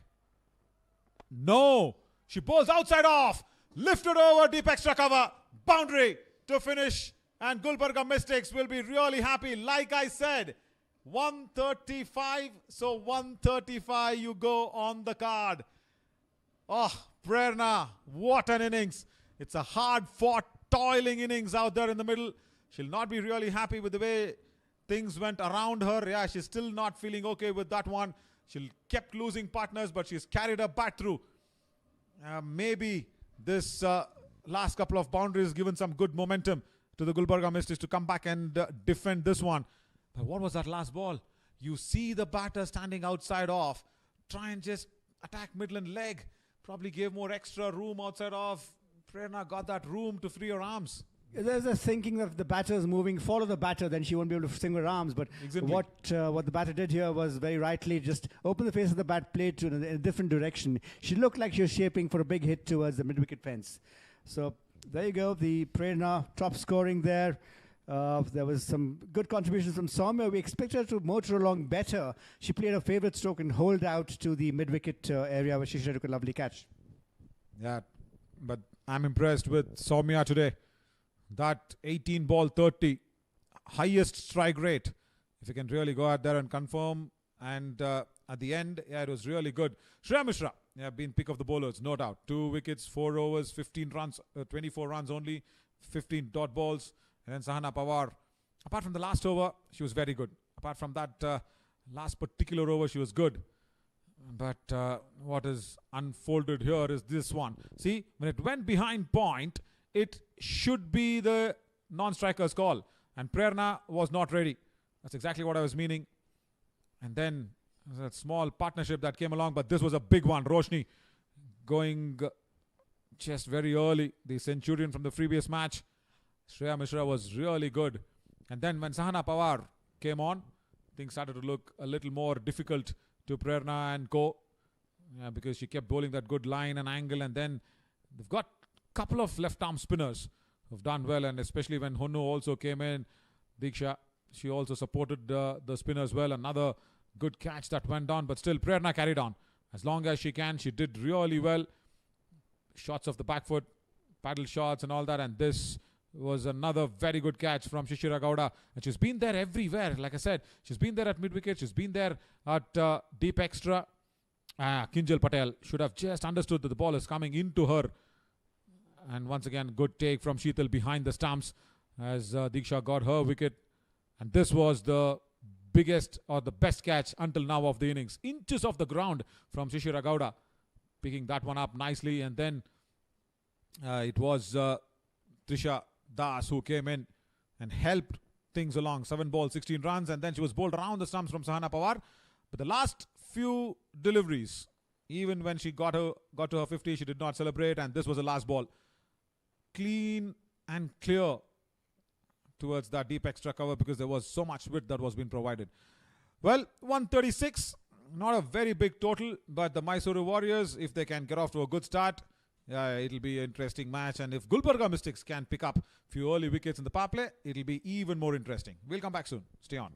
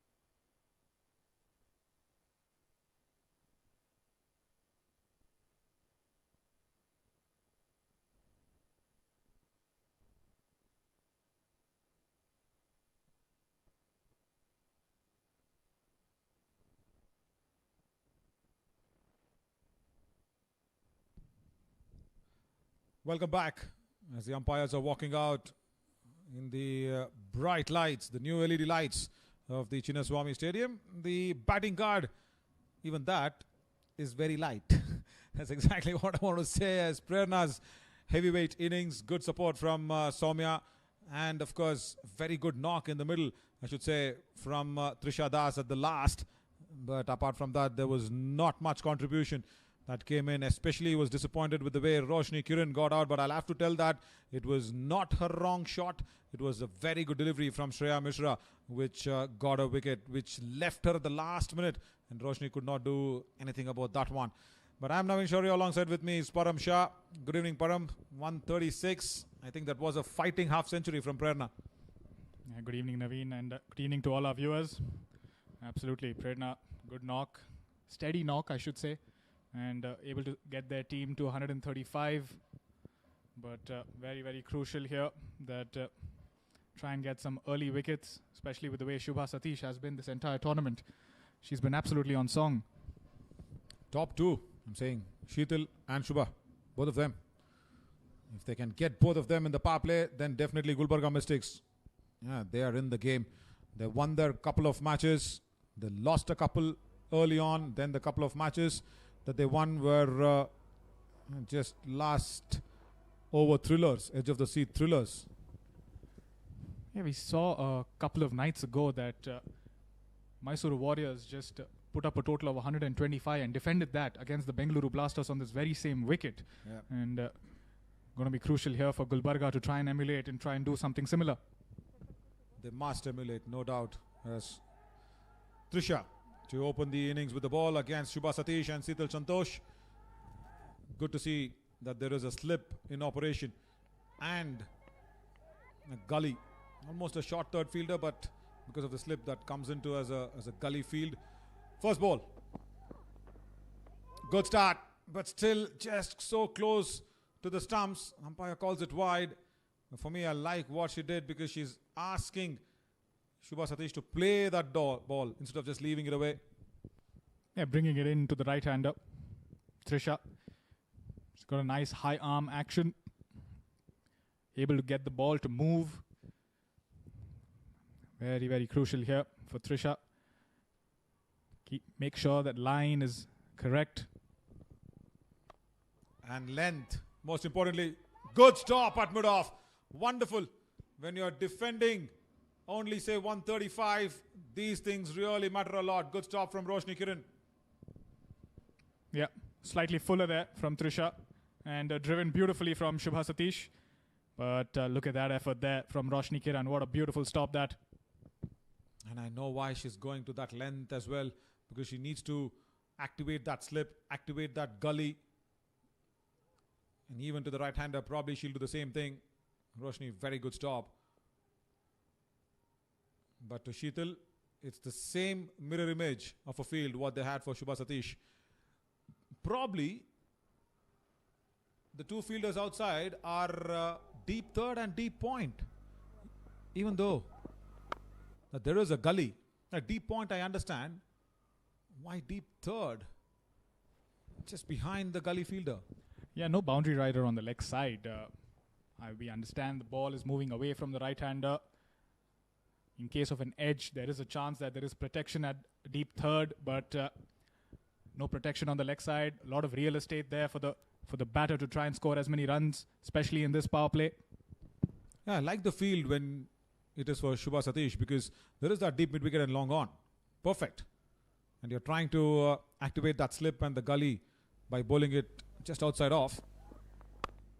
Perfect. That's the length. Exactly right. But for Sheetal Santosh, I think they should have a protection when she comes back to strike again. Especially when the target is not too high. They're chasing a target of 136. Very crucial here for the field placement to be on point and accurate. Can't give away too many runs, especially with the batters like Shubha Satish and Sheetal Santosh. And I'm hoping Rajeshwari Gaikwad will come along for the second over from the Rahul Dravid end. Oh, that's clipped away really well. Wrong line, and that's been punished. Shubha Satish goes towards deep fine. First boundary for Mysore Warriors. Yeah, down the leg on this occasion from Trisha. No movement there, and she gets onto that quickly. Shubha Satish plays that towards that fine leg region. No fielder there, and Kalyani Motors boundary for the Mysore Warriors. Probably she was expecting, isn't it, Shubha Satish? She was just walking towards the off stump for a couple of reasons. One, if it is just outside off, and two, if it is just outside leg. Got the advantage of the second one. Nice. That's the length that you need to bowl more. Also, shouldn't be disheartened with the way the boundaries will be scored. Yes, it's a power play. Yes, there will be a few errors here and there. But yeah, speaking of Krishika Reddy, who came in so aggressively from the long on field to come in and stop that one. That's the intent. That's the intent you need in the field. Like you saw Roshni and now Krishika Reddy. They are pumped up. That's pretty good. And still they do have that deep third fielder, even though there is a slip and backward of point. And it is pretty evident. You saw what Sheetal is trying to do. She's trying to go onside where there is no protection. 1 over gone, 8 for no loss.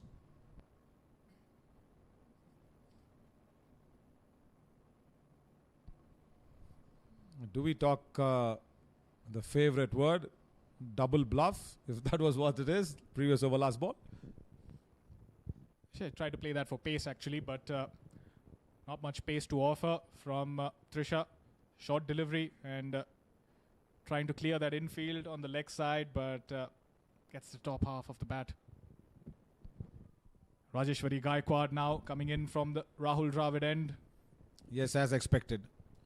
Because the captain has to lead from the front.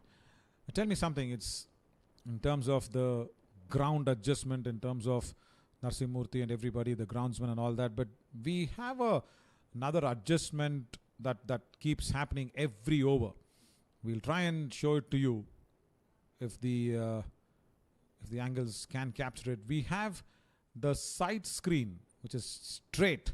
Of course, this is behind Shubha Satish now, the Kalyani Motors logo that you see. But the side screen in front of the batter needs a change every over. There are a few guys who have to come out, lift the banner up, and also cover the advertising hoarding if it is the batting end. And that is the end where the bowler only can see, that is behind the batter, the Kalyani Motors logo. The other side, we've got the Cycle Pure Agarbatti logo. I want you to talk about those guys. But before that, this is in the gap. That's running away towards deep point. Boundary. Second one for Shubha Satish, as Rajeshwari Gaikwad will be thinking. It was a touch shorter. Yeah, slightly short and wide on this occasion from Rajeshwari Gaikwad. And Shubha Satish gets under that beautifully in that gap, threading the needle and towards that cover point region for another Kalyani Motors boundary. And look how well she used that crease, isn't it? Rocking onto the back foot. Perfect placement. Yeah, speaking of those guys. Yeah, the in-stadia branding team, they've been absolutely outstanding, haven't they? Trying to make sure that the batter's view doesn't get obstructed. And very, very important role that they play. The branding team on ground. Special mention to them. And yeah, basically making sure that the vision of the batter is not obstructed. Clear vision for them. How important that is, because you can't be watching any reels when the match is on, especially those four guys.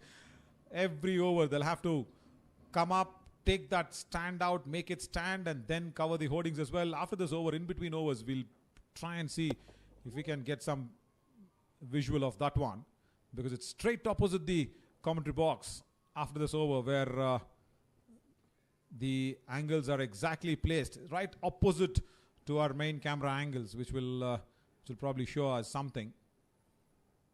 How innovative to come up. Yeah, those are the guys. There we go. And after this over, they'll have to just take off that black cloth which is fluttering in the air in front of the advertising hoardings. Huge mentions to them.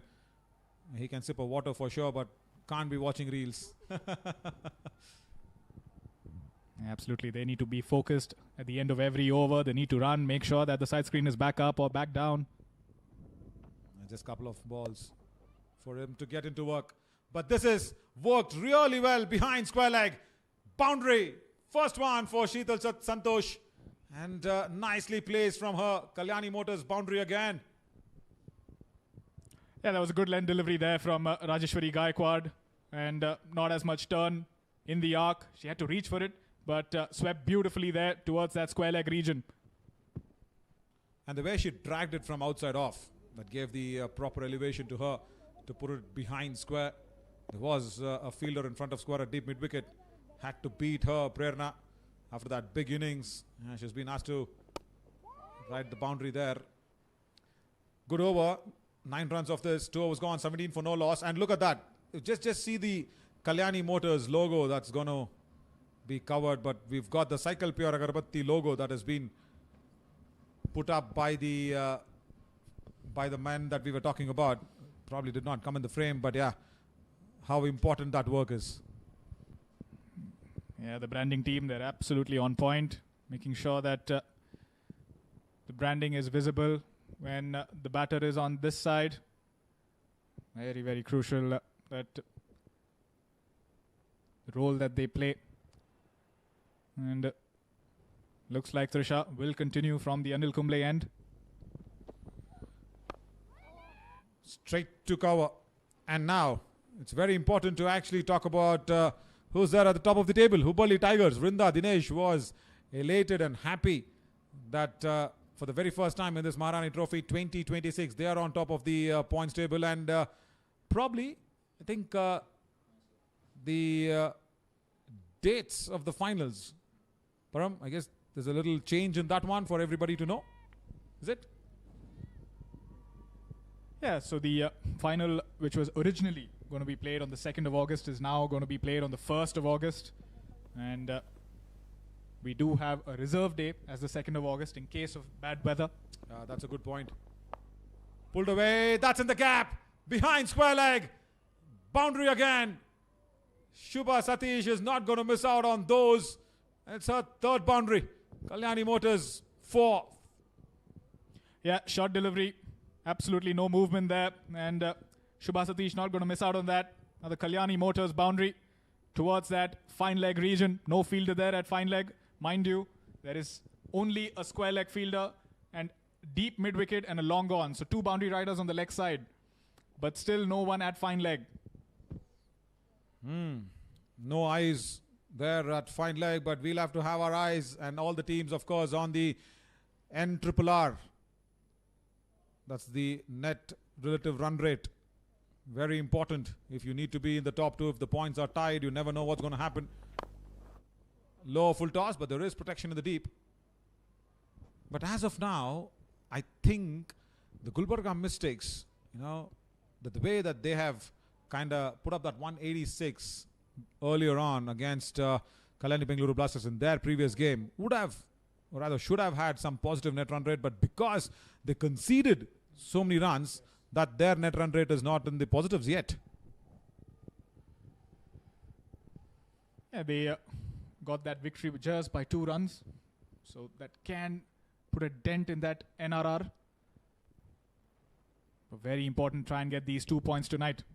They should, because it's minus 0.43 now for the Gulbarga Mystics, to be precise. Slapped straight to Krishika at mid-off. How happy will Hubballi Tigers be on top of the table? Absolutely. And the Hubli Tigers were on the prowl. They're on the hunt. But we can't count any other team out just yet. The race to that finale is still on. All other teams at 4 points. Because the top 2 will play the finals of the Maharani Trophy come August 1st. But in the afternoon, what a good innings from Nikki P as well on the same wicket. I think we'll have to just draw a comparison with Prerna's and Nikki P's innings. It's almost the same. You had that patience to be there in the 17th, 18th over, then go out there and have that onslaught going in. But Prerna also tried something, but she couldn't time that well today, all those inside edges. Prerna was slightly careful in the way she approached her innings. Nikki Prasad, little more fearless. True. Certainly, yes. They'll have to wait for another ball to finish the over. So yeah, I think why Prerna was careful is because she was losing partners at regular intervals, and especially when Rajeshwari Gaikwad got out in that fashion. What a catch from Shishira Gowda. Fabulous. So far, that's been the catch of the tournament, in my opinion. Oh, really. Can be a contention. Not just because how she caught it, but the way she controlled it, rolled over and controlled it later. Cut away. There is the point. Good looking shot. I really feel bad when that doesn't go to the boundary. But Gulbarga Mystics won't complain. 3 gone, 24 for no loss. Hang on, Prerna's glasses. Can we go back to that one? Hang on, that's a glass that she's wearing under lights. How important that is, because we keep speaking of the Oakleys, the sun protective glasses. Under these lights, she's got a different kind of glasses at deep point. Now I think becomes deep mid-wicket. And there we go. I think the glare of the, or the rays rather, of these new LED lights could be hitting her. And protection in the eyes, very, very crucial, especially when you're fielding under lights. Can get a little bit of a challenge, but she seems to be doing all right, looking good in those glasses. Yeah, that's all that matters, isn't it? That's all it matters. You know, because if you're okay as a fielder, we don't complain. Nainisha come into the attack from the Rahul Dravid end. Sheetal's not faced a lot of deliveries, but still, she's comfortable. She's looking comfortable.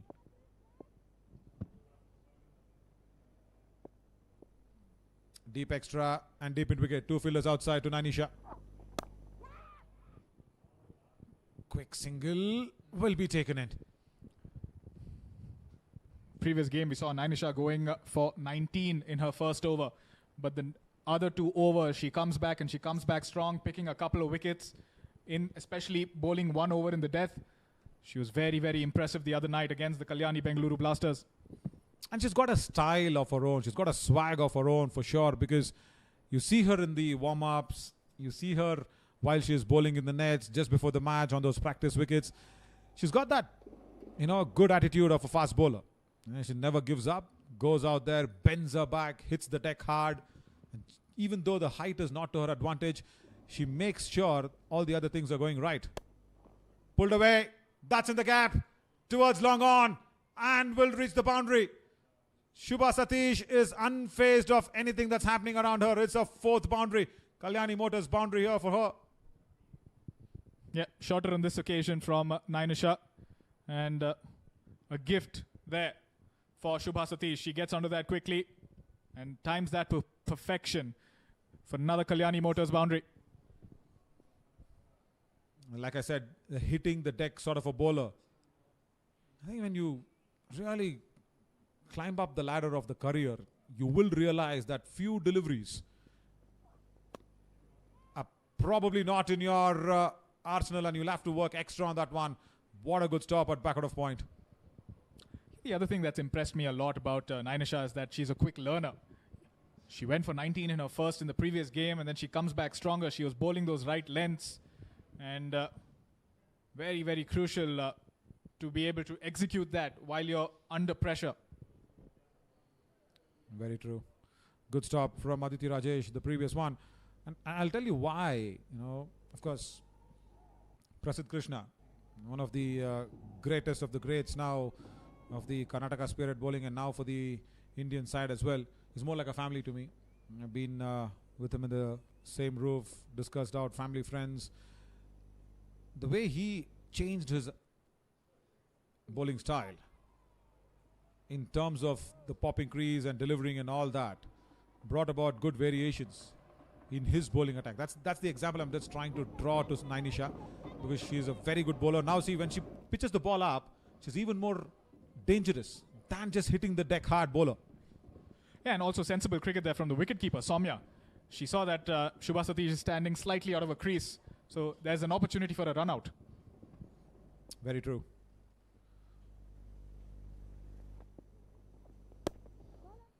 And also a few of the earlier coaches of Prasidh Krishna, like say the likes of G.K. Anil Kumar, who mentored him, who trained him earlier on, saw that and had that small little correction. That's all was needed. And now see what he's doing for India and Karnataka cricket.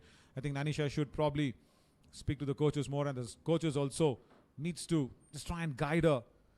Not just that line or the length that she's bowling, whatever her body allows. Perfect. When she pitches up, she is more effective than hitting the deck hard. That's exactly why the 4-dot deliveries. 4 gone, 29 for no loss.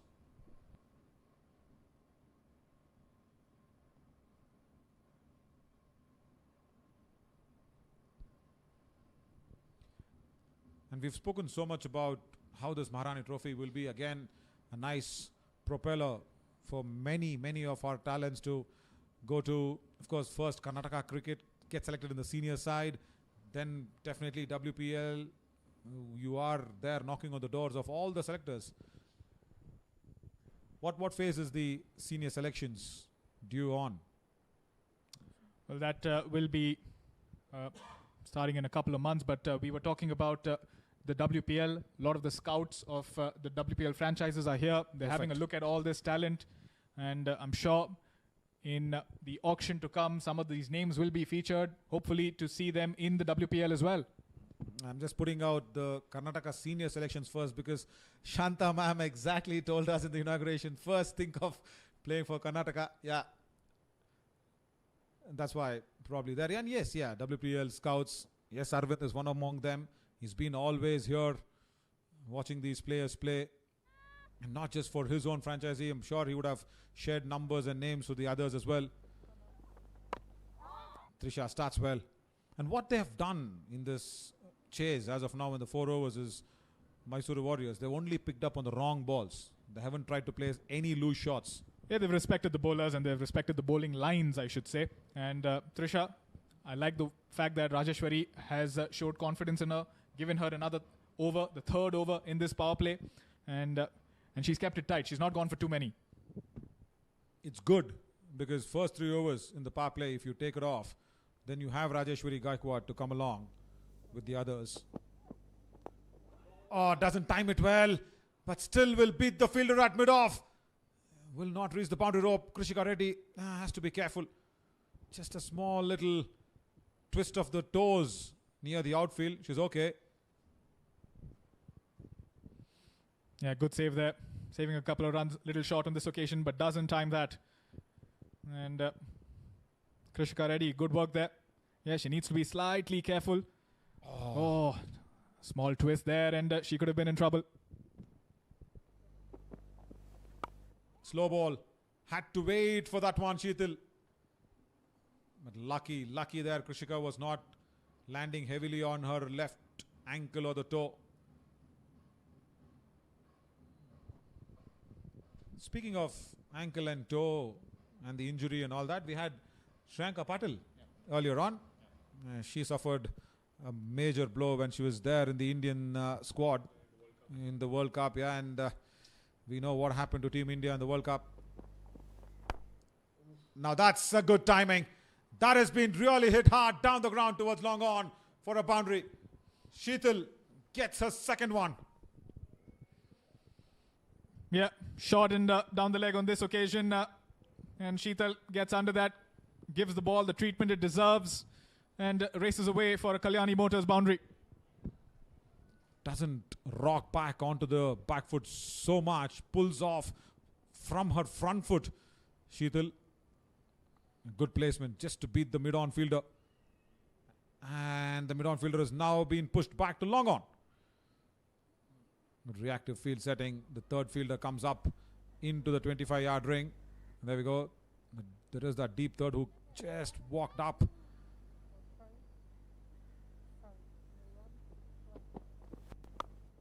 Goes leg side. Deep square leg. Boundary. And once again, Sheetal, she just read the field and played it accordingly.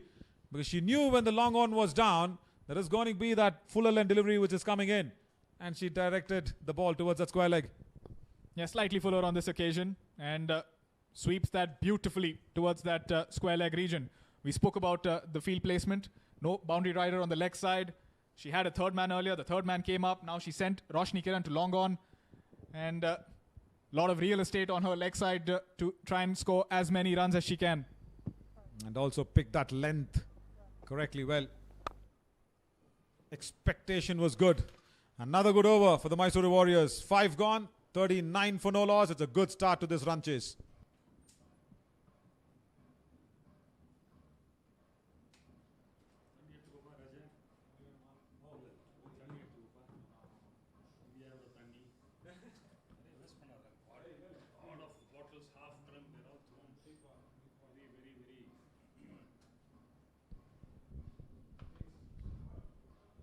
Thank you, Naveen and Param. A change in the com box. I'm Srinath. Along with me is Vikram.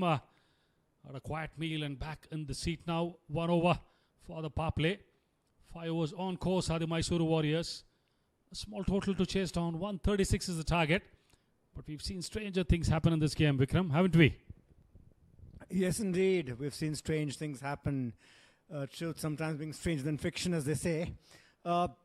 Cricket is such a game. But nice to see Sheetal coming into her own here. I can see why she's such a force at the age group level she plays at, the under-15s. She's got plenty of time. She's got power. Here, of course, it's a slightly different challenge. You're playing against some very senior players. But she took Trish on quite nicely. So she's justifying the confidence the team was placed in selecting her in the auction in the first place. True, did hear a lot about her, and she got a 192 in an interclub game in a 30-over side match, and lots were expected, and she's got the license not only to express, but she's got such an experienced partner out there with her. Straight away, Hashita, welcome to the crease, inside out, ball lobs, does it have the legs? Rajeshwari Gaikwad does the tidying up, and what better partner does she need to have at the other end? The skipper Shubha Satish, who's seen it all at the international level. She played a test match against England, getting 69 on her debut. She would have certainly given her the confidence. Yes, maybe tonight is the night for Sheetal. Had a good time behind the stumps, and the confidence would have rubbed off on her batting now.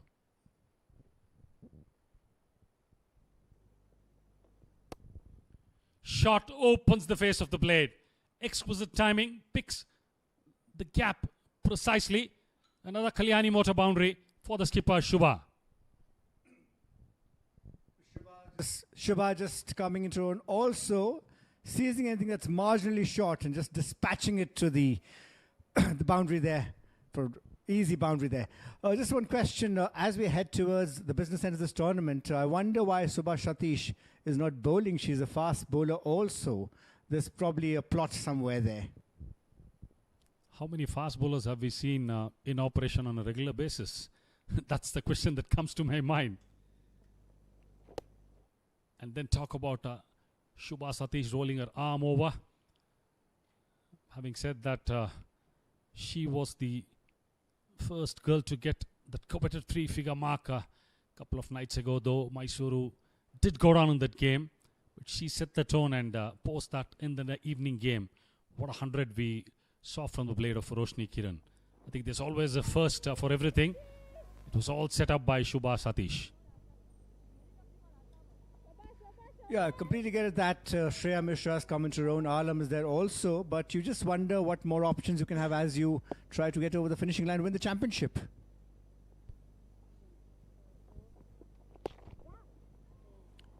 At present, they would just be working their way around to ensure they pocket the valuable 2 points in this game.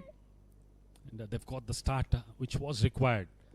Run rate well under 7. Currently, they are cruising at 8.29. And the required run rate is just above 6. So the power play we always talk about being very important. Packed offside field, 6 inside the ring. And down the leg and swept. Wrong line, invitation, not needed.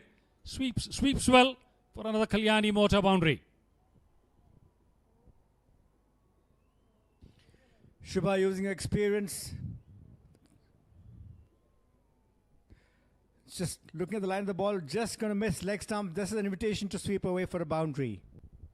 absolutely a free hit, and with that boundary, the Mysore Warriors bring up their 50. We are still within the power play. One more ball left. Tough field set to bowl, though it's an off spinner to the left-hander. Two boundary riders on the onside and the lone fielder inside next to the umpire. Anything on the stumps is certainly going to be swept. Smart batting just knocks it away. Shubha, 6 done, and that's the end of power play. Mysore Warriors in cruise mode. 52 without loss in pursuit of 136.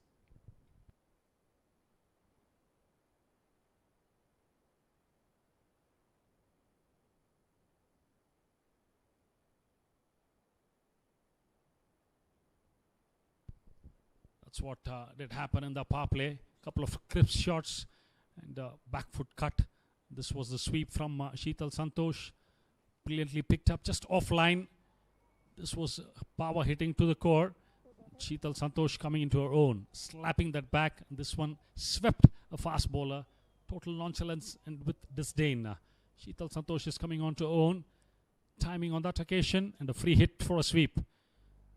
Motoring along with Kalyani Motors in the power play. 52 without loss are the Mysore Warriors.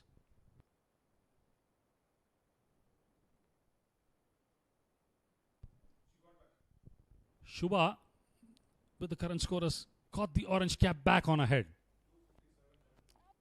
257 is what she is currently batting on. We did watch this on a regular basis in the Maharani Trophy. The first game, the orange cap used to be with a cricketer, and straight away in the night it used to be snatched. But the only time it was with a particular batter was when they travelled from Mysuru to Hubli and from Hubli to Bengaluru. Lovely Sisodia, at the end of it, said it's all mine. So as of now, currently, it's Shubha Satish who's holding on to this, and hopefully she'll hold it on till tomorrow because we have a break. And this is Kushi into the attack. Exciting times.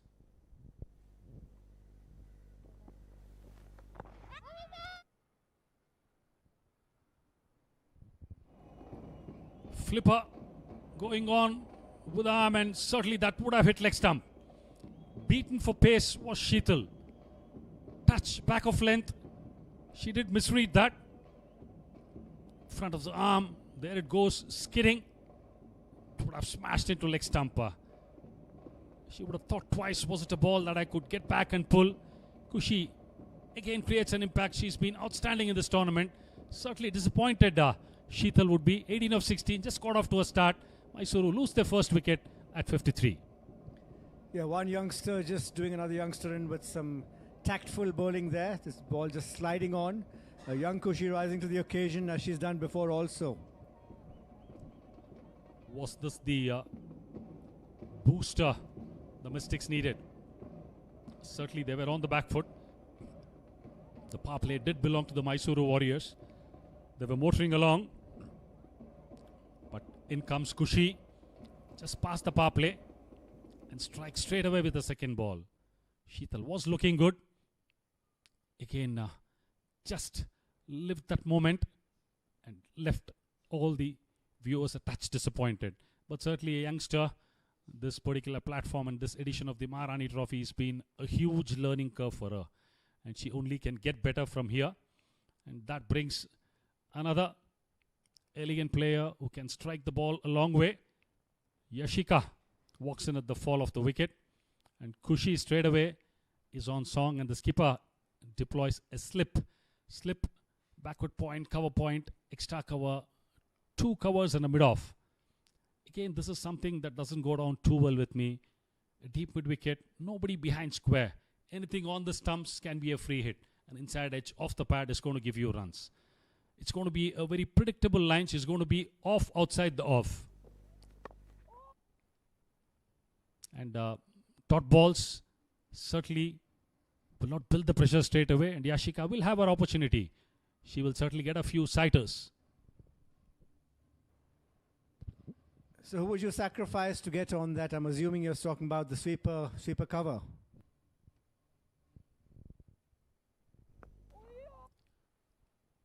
Not to get a fielder in the sweeper cover position, give her a little bit of protection on the leg side. Maybe get a 45, a fielder right next to the umpire, where at least she can have the luxury of getting onto the stumps. Now, if she's going to get anywhere close to off and middle, even an inside edge off the pad would race away to those open spaces. It's just a mid-on, short mid-wicket and almost a cow corner. Very strange field for a leg spinner.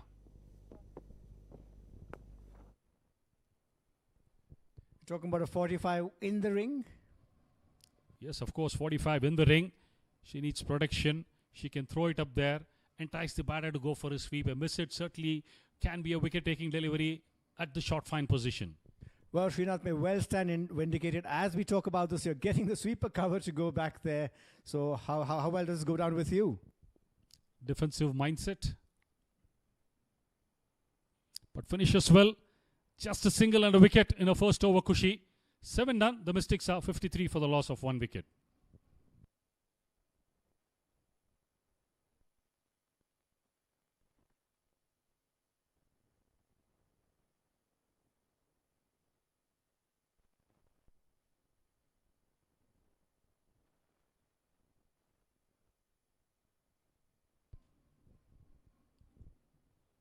A wicket and a run conceded in her first over.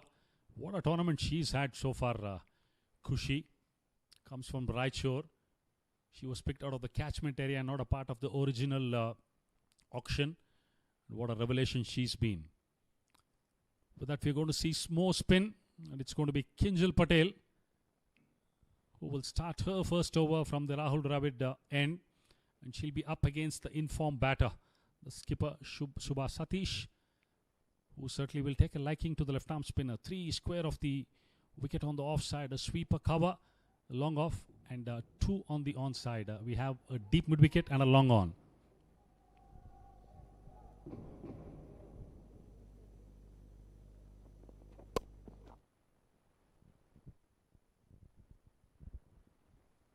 The mindset of Rajeshwari Gaikwad, in fact, in the last game when they were defending 186, was pretty positive.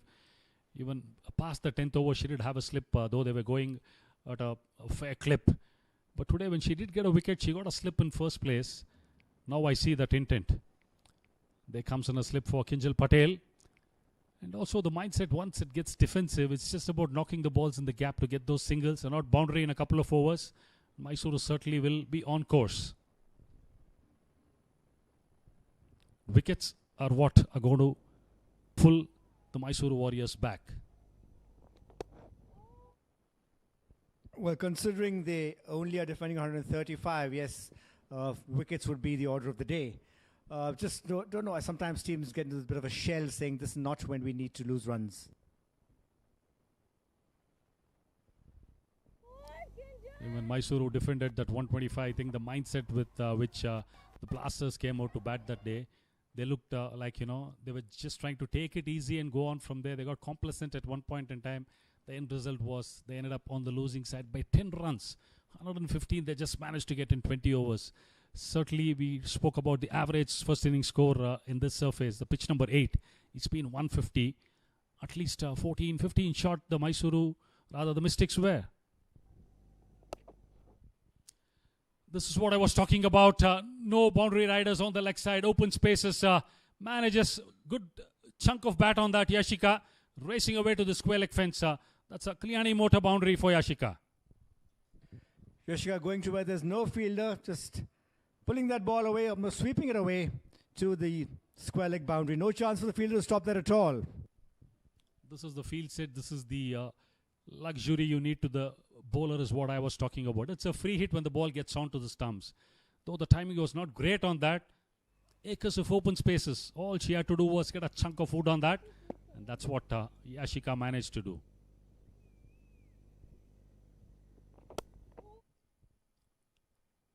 To get onto the stumps or bowl within the stumps becomes an issue when you just have those 3 fielders on the leg side and nobody square of the wicket. In fact, the deep mid-wicket fielder is more in, for somebody who's bowling an off break, not somebody who's operating as a left-arm spinner. Dot ball to finish the over. Kinjal Patel starts well, except that boundary. 5 conceded. 8 done and 58 for 1 are the Mysore Warriors.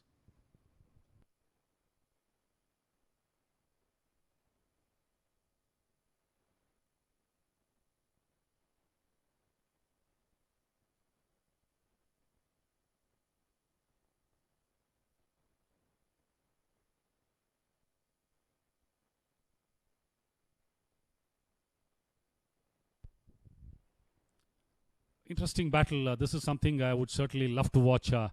Kushi now coming round the stumps to Shubha Satish, who's a good sweeper of the ball. Oh yes, keeps it, and misfield, miscommunication there. Straight away, Kalyani motor boundary. Creams that on the offside. Touch shot and a bit of width. But it was there for taking, in the sort of form Shubha is in. She'll take it any day. Just as he's talking about the sweep stroke that she has here, she unleashes a perfect stroke, a square cut to a ball which deserved it, evading the two fielders over there to go to a boundary.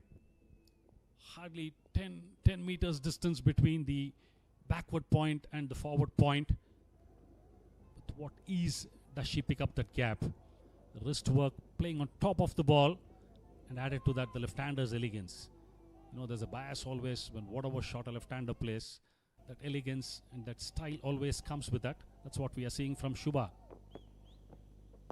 Shot this time, pulled, but would be disappointed. Nevertheless, important thing is the strike is being rotated. And that gets Yashika on strike to Kushi. Let's dwell a little about 2 points being there. Is this, Srinath, a sign of the modern game where so many runs get leaked over there because bowlers are bowling slightly wide sometimes that you need the 2 points to man that particular area? In fact, if I'm not wrong, there was no extra cover there. So all the more reason for you to get the batter to drive rather than drag it short when you have 3 fielders square of the wicket. Oh, long hop. Deserved the treatment and under edge. But just races away to the fine leg boundary. Kushi would be disappointed, but Yashika would take it with both hands. The second Kalyani motor boundary in this over for the Warriors. The minute it left Kushi's hand, the ball left straight away. As you can see, it was just a straight away hit me ball. Yashika makes no mistake. They're dispatching it, paddling it sort of back for a boundary. So maybe disappointment on her face. She might have gripped that ball a touch tighter, which forced her to drag it down literally. Maybe if she had bowled it a little bit more shorter, the ball would have bounced twice before the popping crease. It would have been a no ball, but nevertheless, now we see a change in the field. We get the 45, short mid wicket mid on. Much better field for her to get to the stumps. But wide cut, makes use of the gap, under pressure now. Timing perfect, racing away to the point boundary. The third Kalyani motor boundary in this over. Back-to-back force for Yashika Gowda. This time Kushi going short, a bit of a long hop here. And Yashika's equal to the task. She's not going to waste any time. Just goes marginally on her back foot, punches that away for a square cut for a boundary there. Using the depth of the crease, rocking back and cutting it well in front of point. The cover point fielder had no chance. We spoke about 3 fielders on the square, but she had no chance. 3 boundaries in this over, proving to be a costly one. Again, a change in the field. We see a sweeper cover now, and 1 fielder moving across to deep square leg. Again, a touch wide. She's just lost her rhythm, particularly in this over. Maybe bowling to the left-hander the first couple of balls and then coming back to readjust a line to the right-hander. In the bargain, she's conceded 3 boundaries in this over. 13 so far, and the last ball coming up for Kushi. Finishes off with a single, an expensive over. 14 of that. 9 done. The Mysore Warriors motoring along well. 72 for the loss of 1 wicket.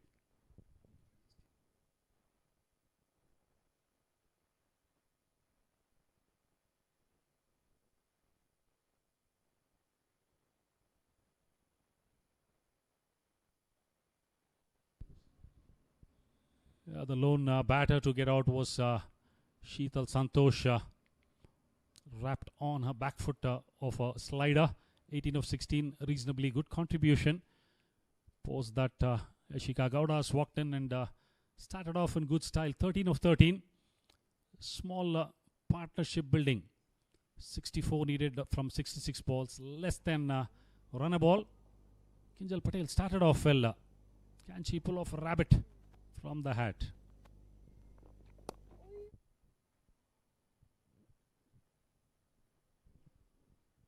Important phase of the game. After this over, there'll be a 2.5 minute hydration break. And again, Naveen and Param will take over to discuss what has happened on a regular basis immediately after the hydration break. That's just about away the fielder for a boundary there. Yashika pulls that ball. A shot in the arm for the Mysore Warriors. They feel the run of the luck is with them at this time. Rocks onto the back foot, shortens the length, pulls in front of square. Certainly two was on, but better effort from the fielder. Touches a hand and just trickles onto the boundary. Positioning was perfect, picked up the gap. Yet another Kalyani Motor boundary. We've had 4 boundaries in the last 2 overs. 3 coming from the blade of Ashika Gowda. Tossed up wide and diving affair from the point fielder. Would settle down for a single. Are you suggesting that when our colleagues come in to talk, that there's going to be a fall of a wicket as there usually is after that break? This is innings number 20. I think post the breaks, if I am not mistaken, I think on more than 11-12 occasions we've had a wicket. And maybe course correction might happen. We might end up seeing 3 or 4 boundaries in the 11th over, which Param is capable of. Shot sits up against the run of play. What a brilliant catch that was. Diving front. And Shubha Satish is shocked. Prernaji pulls off a blinder. Kinjal Patel had her heart in her mouth. Short ball was on. We'll be looking at the boundary. But diving forward, plucks it out of thin air. And Shubha Satish has to depart. The Mysore Warriors skipper. Well, Prerna picked herself up. He's just square cuts there. And just got that brilliant catch to a brilliant batter. Just making up for that minor lapse which was there when the ball evaded her to go to the boundary. Prerna saying, I can do. That's a brilliant catch. Picked off millimeters off the ground. Within the circle, staying low, diving in front, always tough. But she's shown a masterclass of how to dive forward and take a catch. That gets Shubha Satish 39 out of 26 back in the hut. 77 for 2 are Mysore Warriors in pursuit of 136. Did we discuss wickets falling before the break? We've discussed them after the break. What's this happening here? A reversal of things over here. One thing is for sure is after the 10 overs are bowled, we get out of this place. Nothing is going to happen in the next 2.5 minutes. Then we might get... basically, Naveen is batted well. His wicket-taking abilities is something that I have not found out to be spot on. He's mainly a batting commentator. The wickets fall when I come and sit down here. But Param for a change is going to get the reverse swing going maybe. Ball gets a touch older. Unfortunately, conditions are pretty good. And Kinjal Patel certainly will be over the moon. A ball which she never thought would fetch her a wicket. But nevertheless, they'll be all the more happy. That brings in Shishira, another left-hander who's shown a lot of promise in this edition of the Maharani Trophy.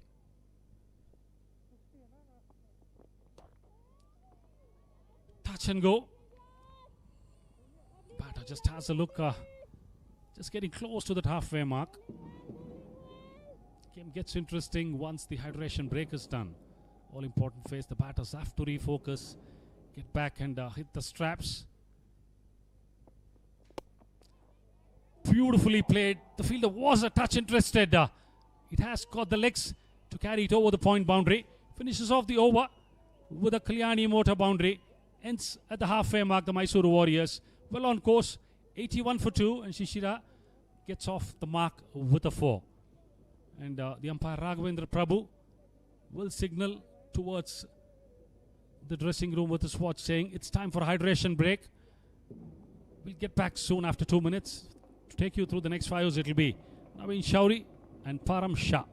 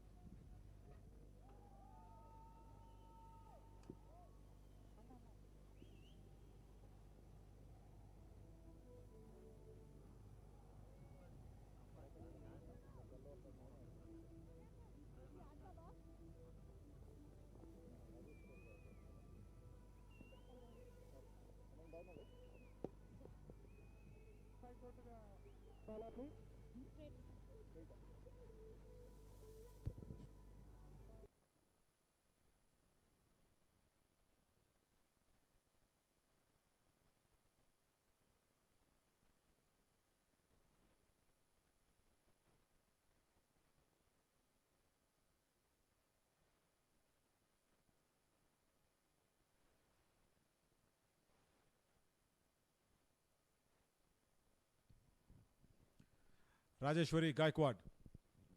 Change of ends for her in the second spell. 1 over 9. Slogged away beautifully well. Boundary. Yashika Gowda welcomes Rajeshwari to her second spell and welcomes us in the commentary box as well with that wonderful shot. I am Navin Shori. Alongside with me is Param. Yeah, Rajeshwari, tad fuller here on this occasion. Reaches for that and sweeps that over the deep mid-wicket fielder. The Kalyani Motors boundary. And we spoke about how after the break, the batters tend to get a little relaxed, but Yashika Gowda just picking up from where she left off. Probably did not hydrate herself too much. That's once again cut away beautifully well. Just for a single. But speaking of the catch, oh my God. Prerna, we just spoke about her glasses when she was fielding in the deep in the power play. And now at point, she just gave the cameras once again a treat to see that catch again and again. Yeah, she's not just looking good, but she's making the fielding look good too. Yeah, definitely. Yeah, we will show that once when we are ready with that frame as well. But how important is this one? Because it is Shubha Satish's wicket. Short and wide, cut away. Oh, debate definitely on in the commentary box. Is it Prerna or is it Shishira Gowda's catch? Yeah, definitely a contender for catch of the match. Yeah.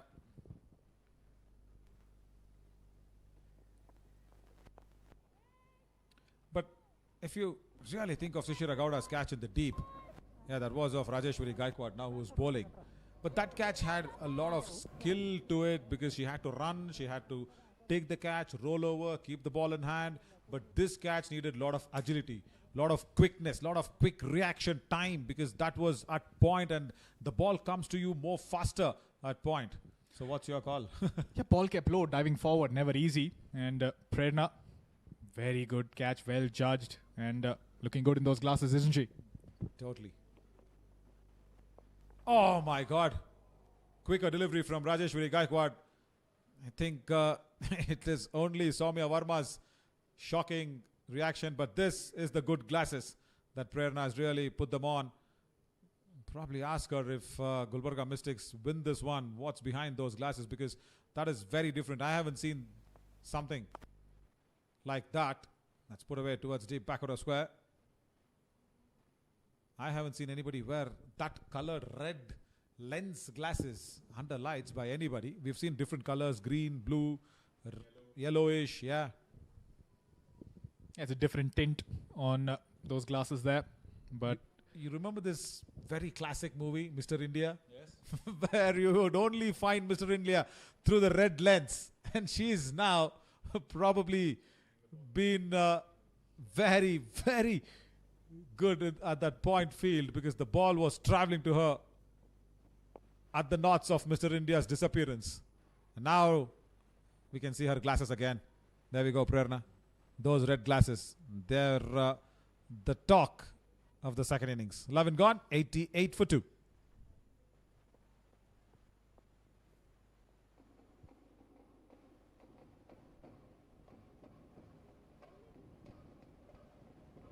But still, how do you want to judge this? Shishira Gowda's catch and Prerna's, because both had its own challenges. yeah, I'm in two minds here, Naveen. That Shishira Gowda catch of Rajeshwari Gaikwad, what a good catch that, but this one equally good, if not better, from Prerna. Diving forward, never easy. The ball kept low, and she judged that beautifully. Yeah, and the travel speed. Because at deep mid-wicket, the ball comes as much as slower as it can, but at point, it travels to you faster. The reaction time that I was mentioning was more quicker from Prerna. But yeah, let's see. Let's see as the innings progresses where that catch will lead to. But remember, it was Shubha's catch. Big, big wicket. Shubha Satish was playing good. Nicely played away towards deep covers. Kinjal Patel into her third over. 26 deliveries, 39 for Shubha Satish. And this happened. Yeah, this exactly is why we say the reaction time was very, very less. And she just executed that to perfection. Probably if we could have some meter that could actually tell us the distance between the ground and the hands of both Prerna and Shishira Gowda's catch to get into that sort of detailing. But what a good day of catching, that's for sure. That one turned away. But good day, I even mean the Hubballi Tigers also caught really well in the afternoon, remember? And this entire tournament, we've seen some outstanding catches. We've seen some outstanding bouts of fielding on display. We've been very, very impressed with that particular department. And as the day progresses in the Maharani Trophy, we've seen some tough cricket being played. Now that's exactly what the viewers need. That's exactly what the players need as well. Competition coming in. And Gulbarga Mystics' start was very shaky. And then 2 very big victories. Now they are still very much in contention to play August 1st finals. Yeah, they came back strong after that second loss. And as we were talking earlier, the comeback is always bigger than the setback. Well said. That is what is needed. I think after Kalyani Bengaluru Blasters' match, I just bumped into Rohan M. Raju, the owner of Kalyani Bengaluru Blasters. I just said hi to him, and he's like, Naveen, you know what? He's very clear with the plans. Very good friend as well, yes. He said, we've won the first 2, then lost the next 2. We will win the next 2. That's it. Law of equations will carry on, he said. I didn't even ask him how's the match. I just said hi, Rohan. I'm like, don't worry. We've won the first 2. We've lost the next 2. Now, law of equations, we will get the next 2. And we'll play the finals. That's what he said. Nice confidence from the owner. 12 gone, 90 for 2.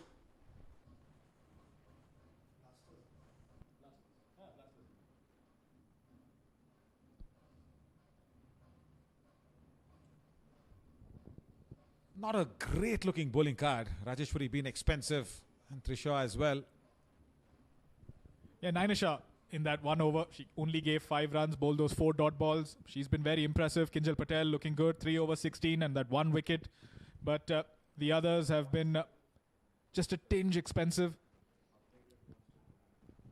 Very crucial here, Gulbarga Mystics, that try and get as many wickets as they can. The required rate is only 5.7. And Nainisha will now bowl from the Anil Kumble end. Yeah, you called for it, Nainisha. She's into the attack. And I like what Soumya Verma is doing. She's standing up to the stumps. This is good because Shishira Gowda likes to get onto that front foot. And of course, even Yashika as well. But this is the major breakthrough. If they can get one of these, then Mysore Warriors' middle order is exposed. Not a right start. Not a right start at all.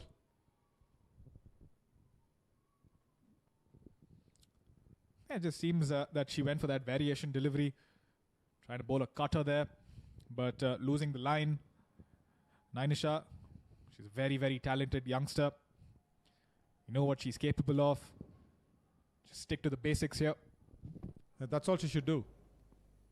Because the others have been expensive. Much better. Much better. And all the more important is for Rajeshwari Gaikwad to have that confidence back. You know, because she can't be bogged down 2 over 16 runs and she can't be at the mix of coming back in. Kinjal Patel has done spectacularly well, 3 over 16 runs and a wicket. Only she being the pick of the bowlers. Nobody at fine leg. That'll run away to the boundary as well. Shishira Gowda, how well she placed that shot. Another Kalyani Motors boundary for her. Yeah, 2 full on this occasion from Nainisha. and she flicks that beautifully towards that fine leg region. No fielder there. Very crucial here for Gulbarga Mystics to reassess their field placement. Nainisha bowling a little full. There's no fielder there behind. Boundary rider only at deep mid-wicket and long on the leg side. Yeah, that was a risky shot, mind you, to play because it was full. She went completely 180 degree against the line of the ball.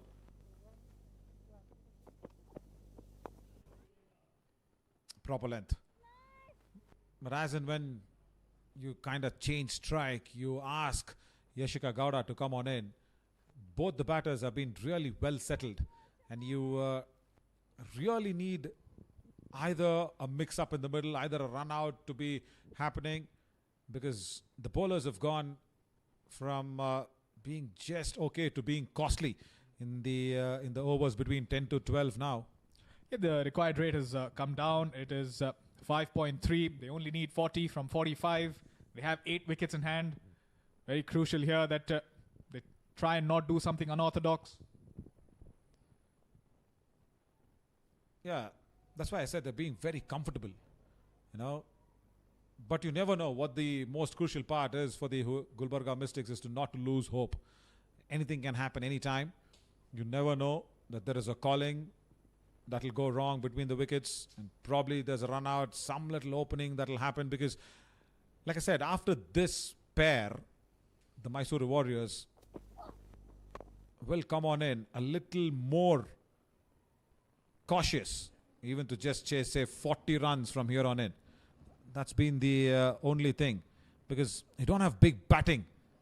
Huge contributions is not needed, but what are you looking at? Probably, say, Pooja Kumari? Yeah, Pooja Kumari's been quite handy with the bat. A couple of cameos in the last few games. You know, she's capable of scoring those big shots. In the air, but no fielders land.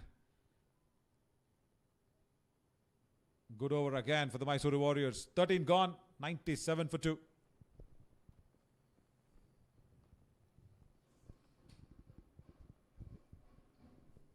The discussion, of course, was for the August 1st finals. Most important is the Hubballi Tigers are still on the top, and Kalyani Bengaluru Blasters is owners, and the think tank feel that the next two will be in their kitty. It's important for the Gulbarga Mystics not to lose momentum. Very interesting that they keep up the momentum with the way that they did in the last 2 matches, because that is what has actually transpired and brought them right into this Maharani Trophy 2026. And Kushi will be another bowler who can bring in a wicket, give that extra fly, try and ask the batter to go against her turn. She's bowled good as well, 2 overs, 15 runs and a wicket into her second spell from the Rahul Dravid end now.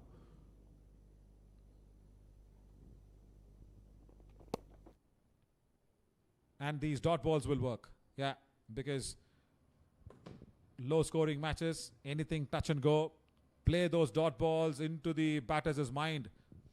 Yeah, dot balls will create pressure, and very, very important here that Kushi creates that pressure, bowls those dot balls. Very important here for her. In the air and dropped. Oh, Kushi had a chance. Not easy, I completely understand, but that is probably the match put down. Yeah, that could have been the turning point of the game there. Yashika Gowda hit that very, very hard. Little shot there from Kushi on that occasion, but she hit that very, very hard. Just hits the fingertips. Hope she's not hurt herself too bad. It'll be twitching for sure. But what if this would have stuck at the center of the palm instead of just the fingertips? Definitely would have been the game there for the Gulbarga Mystics. The physios come out. Yeah, she looks like she's in some pain there, Kushi. It hit the fingertips, rather the middle part of the finger, and she definitely looks like she's struggling. Yeah, that ice pack will work. Yeah, that's what I was supposed to say. Yeah. Yeah, and the magic spray, yes, but ice pack first. Yeah, much better, because that'll cool the blood flow down, because the hand would be now burning hot. And just by the way Yashika Gowda hit that so hard, yeah, she's good. She's got a smile on her face. That is nice to see, Kushi.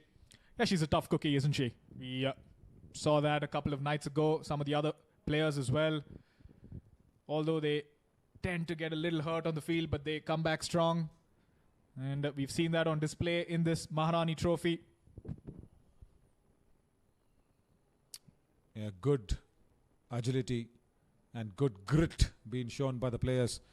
Really motivates the entire unit. But what if that would have stuck in the palms?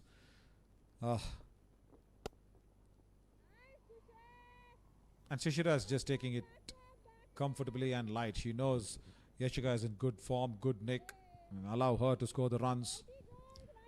Yeah, Shishira will probably just be waiting for that odd ball where she can dispatch that, but try and rotate that strike, give maximum strike to Yashika Gowda, play the anchor's role.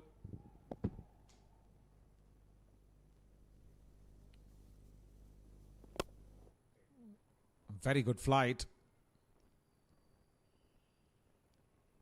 And on the other hand, the important factor is Gulbarga Mystics are missing somebody like Shreya Mishra. What Shreya Mishra did for the Mysore Warriors. And remember, Mysore Warriors also did not start well in the first two games when Shreya Mishra was not there in the side. When she came along with Alam and Shreya Mishra, now have become a very dangerous new ball bowling attack. Yeah, you could say that the dynamic duo of the Mysore Warriors bowling attack, and they've been keeping it tight. I like the fact that they move the ball away from the right-hander. Both of them have some movement there. They're quick, and they keep those lines, they keep those lengths. Very, very crucial for them. Yeah, they've brought up that 100 now, Mysore Warriors. That one. End of the 14th as well. Decent over from Kushi. Only if that catch would have been in the middle of the palms instead of the fingers. 14 gone, 102 for 2. You mentioned it right, where, especially Shreya Mishra, I really need to point out this one. As a right-hand batter, you tend to feel, that's exactly what happened to Roshni Kiran today. You tend to feel the ball is coming into you, or it's just getting a little straighter. You try to play over the top, or you try to play with a straight batted shot, and the last minute it just moves away. And that is exactly why Roshni Kiran just got done in today. 102 for 2, just 34 to get. Yeah, Rajeshwari Gaikwad now will continue from the Anil Kumble end. Fielder there at fine leg. She's got two boundary riders on the leg side, one at long on, one at deep mid wicket, one at long off on the offside, and a sweeper.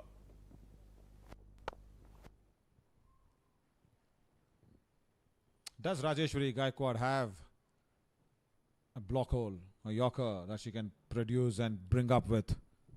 Or a quicker one, for that matter. Yeah. Be very, very important and crucial for her as well. Try and maybe bowl a couple of those variation deliveries. We've seen her do that in the past, not just here, but in senior cricket, international cricket. She's a very, very gifted and smart operator. Yeah, she should bring one out now. This is the time.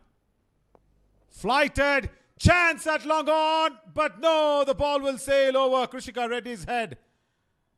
Big, big six from Shishira Gowda, and it's the cycle pure maximum. Yeah, 2 full there. And play that with the turn and time that to perfection. Did Shishira Gowda. Sailing over the fielder there, Krishika. And now they're just racing away. Comfortably cruising along, no doubt at all. A lot of flight. Punched off the back foot. But I was just saying that variation, that is so very necessary. Yeah, I like this from Shishira Gowda. She hits one for a maximum, rotates the strike up, the very next delivery. This is what we were talking about. She's going to go for those odd deliveries. Yeah. But more importantly, with wickets in hand, can they really try to finish this off really early, the Mysore Warriors, because that net run rate will come into play. Probably now is the time, and that's exactly why Yashika Gowda is trying to play those shots freely. Absolutely, that net run rate will be very, very crucial factor here. The NRRR. And that goes through the gap. And Shishira Gowda, she's having a field day, toying with the fielders here. Goes through the gap, and another Kalyani Motors boundary. Nothing too wrong from Rajeshwari Gaikwad.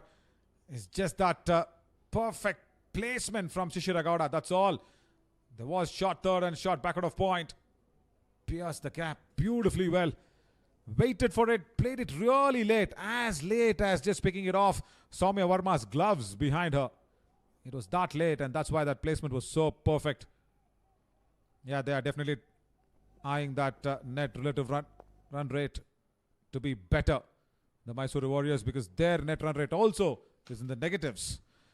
15 gone, 116 for 2, and just 20 more to get, and the positivity will be continued from Vikram and Srinath.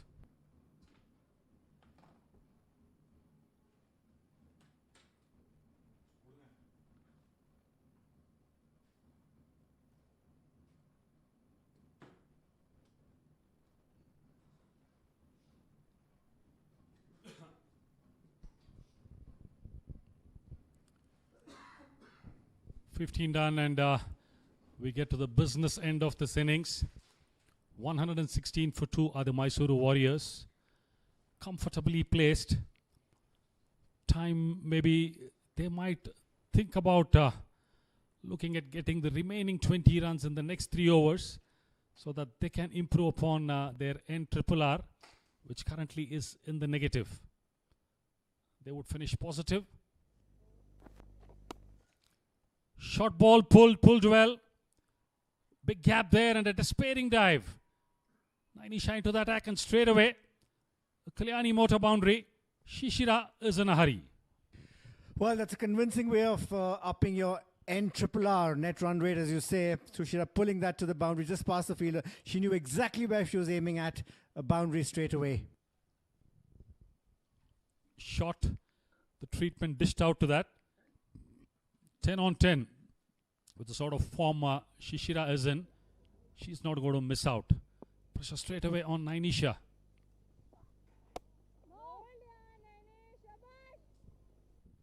True, certainly we might see a message come out at the end of the over from the Mysore dugout saying if they need to get on the positive side of it, it's just not about pocketing those 2 points, which very much is in the vicinity. It's just a formality for Mysore to knock off those 16 runs. But how quickly can they get to it will be the question. And certainly Shishira would be eyeing that.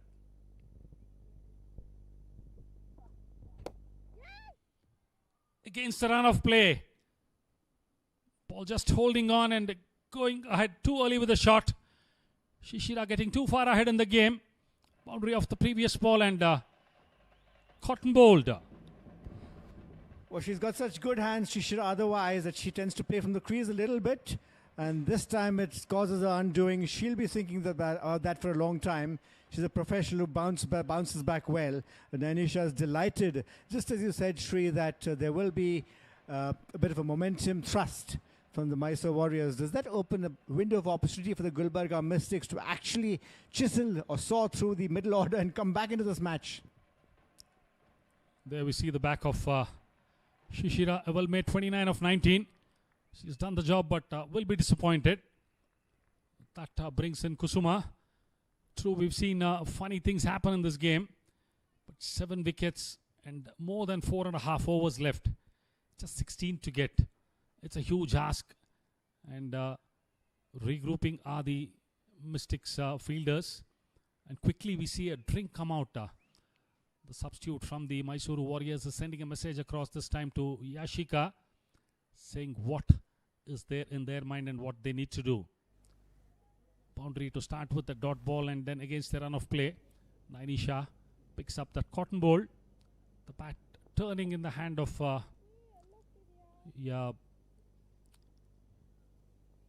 Shishira. Unfortunate, as always, we talk about trying to finish the game with a flurry of boundaries. And against the run of play, this game can throw up different challenges. We have as many as 8 within the circle. She is pressing for pressure. The skipper Rajeshwari Gaikwad. Can Nainisha pull off something miraculous?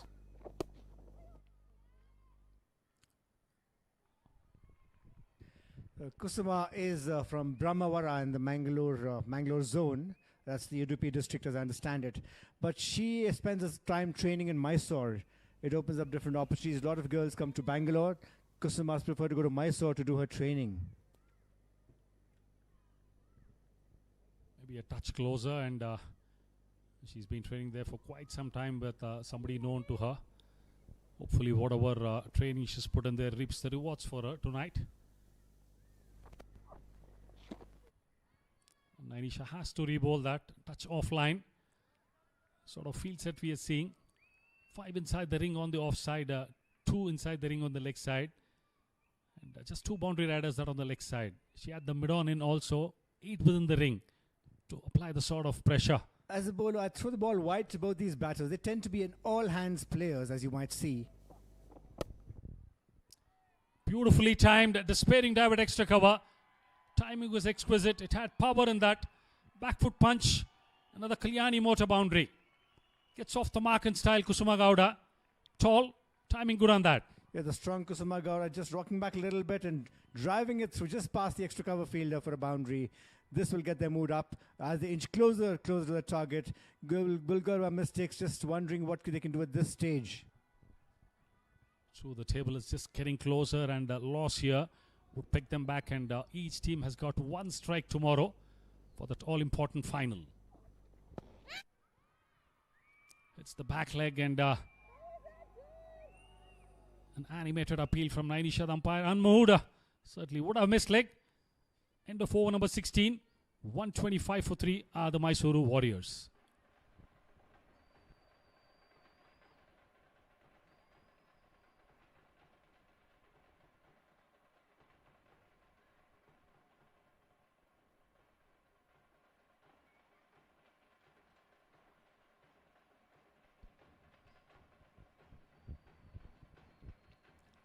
Needed in 4 overs.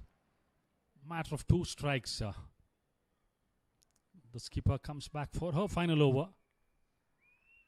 She's had a pretty ordinary evening by her standards. She sets very high standards for herself, and we always talk about experience, and she's been around for more than a decade in domestic, and she's represented India in 2 World Cups, and she brings behind a wealth of experience. She certainly would be disappointed. 3 overs for 30 and nothing in the wickets column. Goes across, picks the gap. Brilliant boundary to start the over. Yashika is not holding back. Starts the over with a Kalyani motor boundary. Yashika picking the gap beautifully. Just the ball tossed up by Rajeshwari and swept away in what we call a slog sweep right now, just towards that cow corner, just past the cow corner for a boundary. Was there in the slot. The invitation was on, and Yashika said, I'm not going to let go of this. Certainly disappointment for the skipper. She's had a pretty ordinary night with the bat. She's not delivered in this tournament, but today has been totally an off day with the ball for her. Shot this time. Disappointed would be Yashika.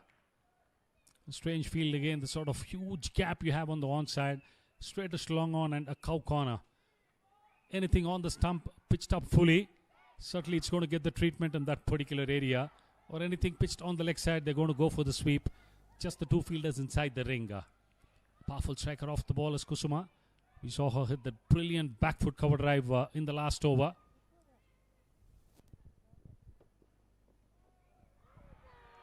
Comes back, and there's a nick. Brilliantly bowled by Rajeshwari. Just a hint of turn and bounce. Nicks it off as Kusuma. Rajeshwari just makes a strong comeback. It's just the delay for the Warriors. Yeah, just like a test match wicket, just pitching it right over there, batter trying to drive it. You hardly ever see this, and Soumya Varma does the rest. Caught behind is Kusuma Gowda. Disappointed she would be. Started off in fine fashion. Mysore lose their 4th wicket for 130. And the batter to replace Kusuma Gowda will be Pooja Kumari. Another talented all-rounder. She's delivered when the team required. She's bowled a handy off breaks very tidily. And certainly the Mysore would not look at losing any more wickets from here. Mind you, it's not the net run rate that is being used in this Maharani Trophy. It's the net relative run rate, wherein the wickets also make a difference. The net run rate is just about runs scored by the team in the number of overs they play against the other side, which scores the number of runs divided by the overs, and just the difference is the net run rate. Here the wickets also come into picture. Mysore certainly would have that in the corner of their eye. So is it what you would alternatively call the net wicket rate, or is there a slight difference there also? It's called the net relative run rate, which is something we did use in the Maharaja Trophy also. It gives that much edge for a team which can pull off a victory by a big margin and with lesser wickets they've lost. Because wickets don't matter when you apply the net run rate. This is an innovation certainly we would be looking more in the days to come by. Tidying up and just pulling it a touch back is Rajeshwari. Delaying the inevitable by a couple of overs. Mysore would be in a catch-22 situation. Would they want to finish it off, not lose any more wickets, or just take it as it comes? Last ball coming up in the spell for Rajeshwari. Goes across, sweeps, and a misfield. Did she hurt herself in this bargain? Nevertheless, ricochets off her leg. Goes to deep mid-wicket. A single to finish the over under spell. 4 overs, 1 for 36. Rajeshwari finishes this night. End of 17, and Mysore are 131 for the loss of 4 wickets.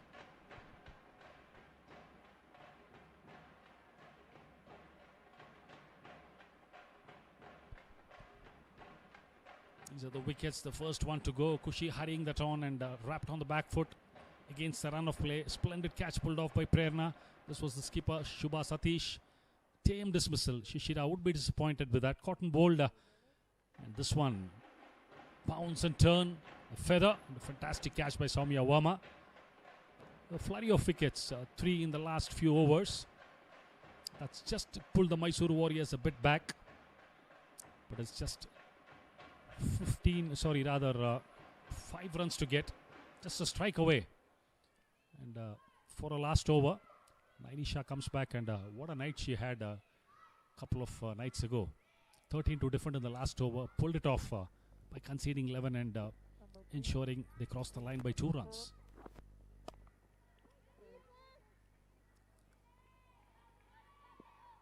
What was impressive was she held herself. He held her nerves basically. Anybody could have gone for 13. It was just a matter of 2 hits, and she had a set batter in the middle, but way she held on to her nerves and composure was brilliant.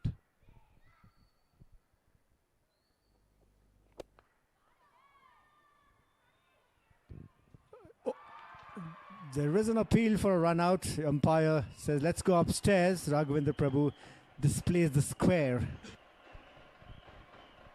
True, when you have technology, certainly you make use of it, and always a direct hit leaves you in doubt. A nice pickup. Oh, yes. Batter is well short of the crease.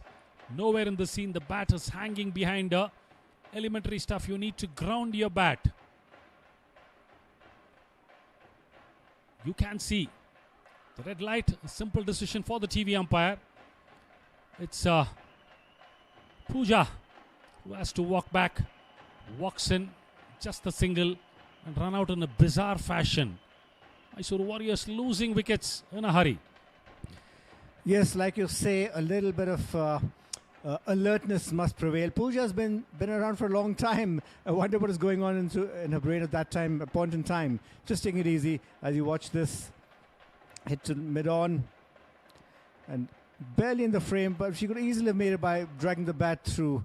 That was elementary stuff, as you explained.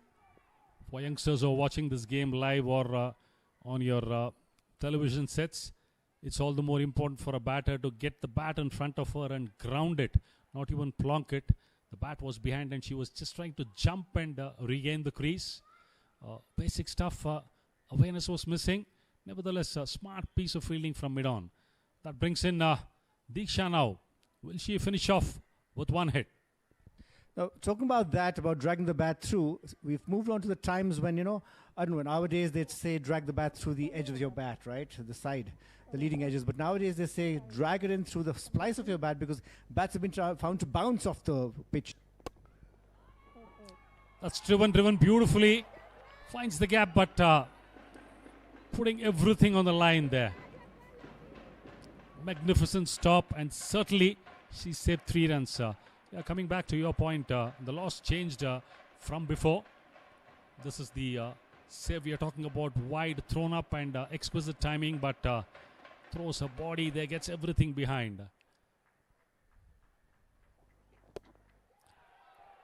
So once the batter grounds the bat and is within the crease and then post in the forward momentum, if the bat goes up or she's off air, she still certainly, he or she's made a ground. Quite right. Bat once grounded is grounded. Yeah. There is the other point, of course, of the bat getting stuck. I think that is what I would probably mention. That's happening a lot when you use the edge. So what we're saying is it's gone to a fine point and here elementary stuff's not been followed. End of it. That's what is again down the ground. Shot under pressure. Just falls within a triangle. Diksha would be all the more happy. Mysore Warriors are digging a hole for themselves here.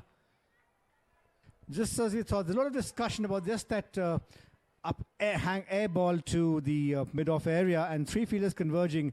I think probably Krishika thought she should be going for it as she was coming towards the ball. And then Isha didn't back away. Pulls, this is in the gap. But still the Mysore Warriors need to wait. 2 more to get. Final ball of a spell. In fact, a spell of 4 comes to an end. Isha, end of it, has a good night. 4 overs, 1 for 24. 134 for 5 are the Mysore Warriors. 2 overs left and 2 runs to get for the Warriors to cross the line.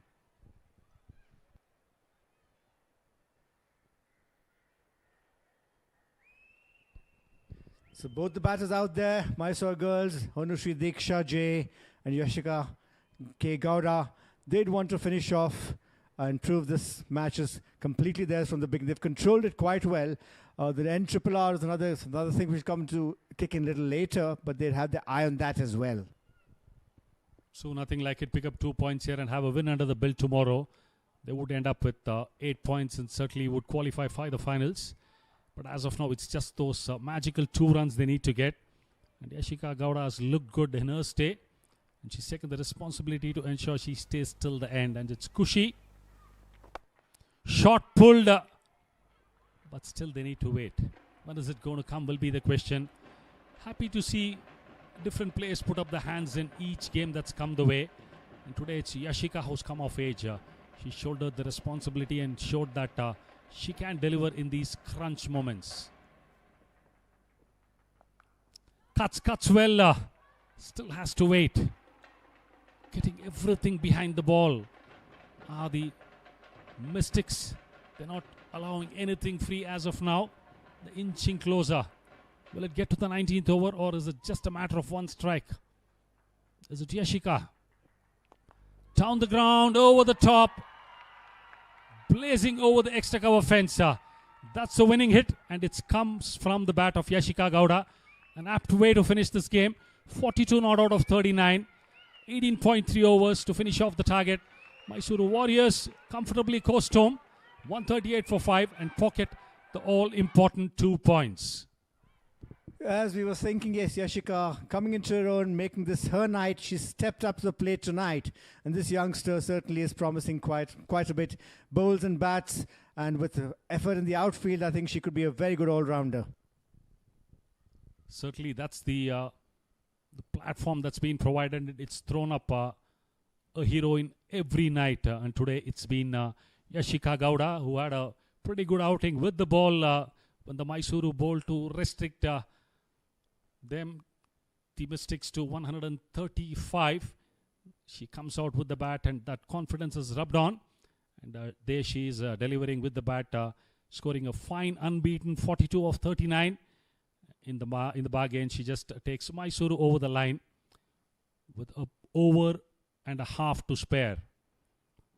It's been a thorough professional performance by the Mysore Warriors. The customary handshakes, that's what we get to see post the game, the camaraderie. As we always mention, these girls are going to be a part of some setup in the Karnataka state side in the days to come. Could be 15, the 19s, the 23, or the state senior side. And what a sight we've had. Two interesting games. And Mysore Warriors pulling this one off by 5 wickets and over and a half to spare. Certainly the Mysore Warriors dugout will be extremely happy with the way things have panned out for them. No looking back from here as we head to the business end. A welcome break tomorrow, and each team will have a strike day after. That will prove as to who will get to the all-important finals on the 1st.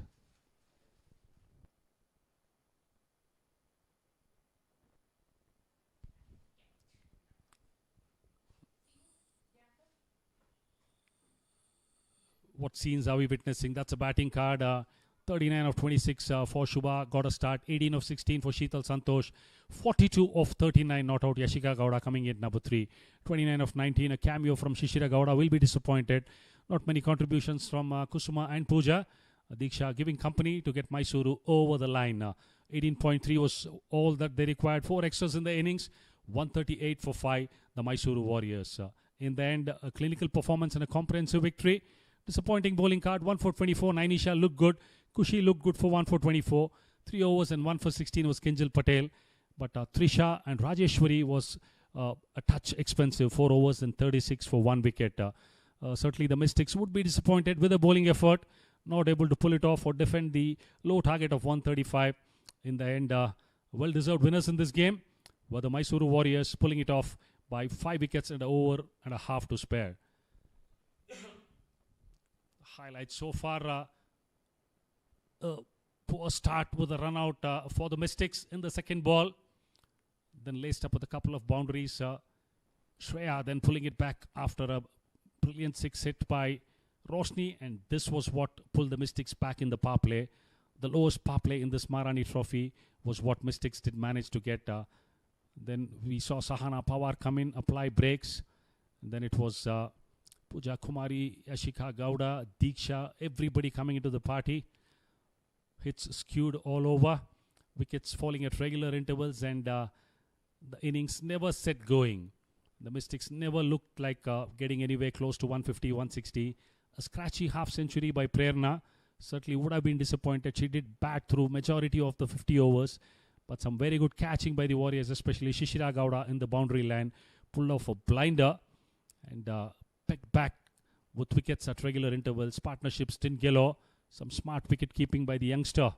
And disappointment for Aditi Rajesh. But once again, failed to find the boundaries on a regular basis. This was an outstanding catch by Shishira Gowda. And then in the end, it was wickets galore. Yashika, Pooja Kumari, Sahana Pawar, everybody amongst wickets. And in the end, Mysuru managed to restrict and bowl the Mystics out in the 20 overs. Mysuru started the chase in blazing form. Shubha Satish in fine touch along with Sheetal Santosh, piling up the agony on the Mystics bowlers, sweeping at will. Couple of good lofted shots. The tenacity which Sheetal Santosh showed was brilliant. And Shubha, as usual, left off from the 100. She got a couple of nights back. Looked in good touch, peppered all the areas of the ground. And this was an outstanding shot. Sweeping the fast bowler, disdain, nonchalance. Did it twice against the run of play as we were talking. It was Sheetal Santosh. Kushi introduced into the attack off a slider. Picks up her first wicket. Then we did see some fine shots from Yashika Gowda. She forged a decent partnership with Shubha Satish. This was the time when no bowlers were shown mercy. Boundaries to all parts of the ground. Sheer timing against the run of play. This was a brilliant catch picked up by Prerna. That sent the captain back, and in comes Shishira. Knocks off a few boundaries straight away. There was no stopping the Mysore Warriors. Looked like they were going to finish the game under 15 overs and up and better their N triple R into positive. But once again, a false shot. Nothing one. Cotton bowled for Shishira. Then there was a small stutter. And in the end, it was just a matter of time. They had to finish. Losing wickets in a flurry. Picking up 1 wicket each was Rajeshwari Gaikwad. And this was a missed chance. And there was a run out. Elementary running. Missed on it. This was the winning run from the bat of Yashika Gowda. Happy Mysore Warriors fans. In the end of it, Mysore comfortably coasting home with 5 wickets. 2 points in the kitty is more important. It's a match summary for you. Mystics batting first, got 135 for 8, 55 or 54. A scratchy innings by Prerna. Soumya 30. In the chase, Yashika Gowda 42 not out, 39 from the skipper. Shishira Gowda contributing 29. Deserving winner in the end. The Mysore Warriors won by 5 wickets. Let's go down now to the post-match presentation. Naveen is on readiness with the party.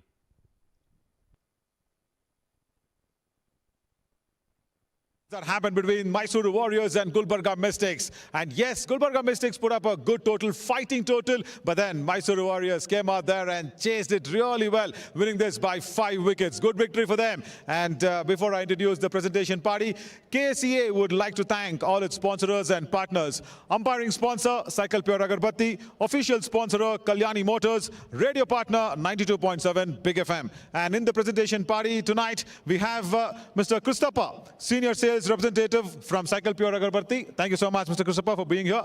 And then we have Archana Das, former international cricketer. Thank you, ma'am. Thank you so much for being here. And then we have Manu Vidya, ma'am, the former Karnataka state cricketer as well. Thanks a lot, ma'am, for being here. And on to our extreme left, we have Bolama, former Karnataka state cricketer as well. Thank you so much, dignitaries, for being here in attendance for the presentation.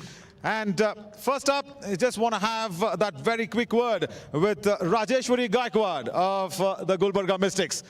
Yeah, Rajeshwari, I understand it's a little tough chat, but we will try and find out what really was the plan that did not go well.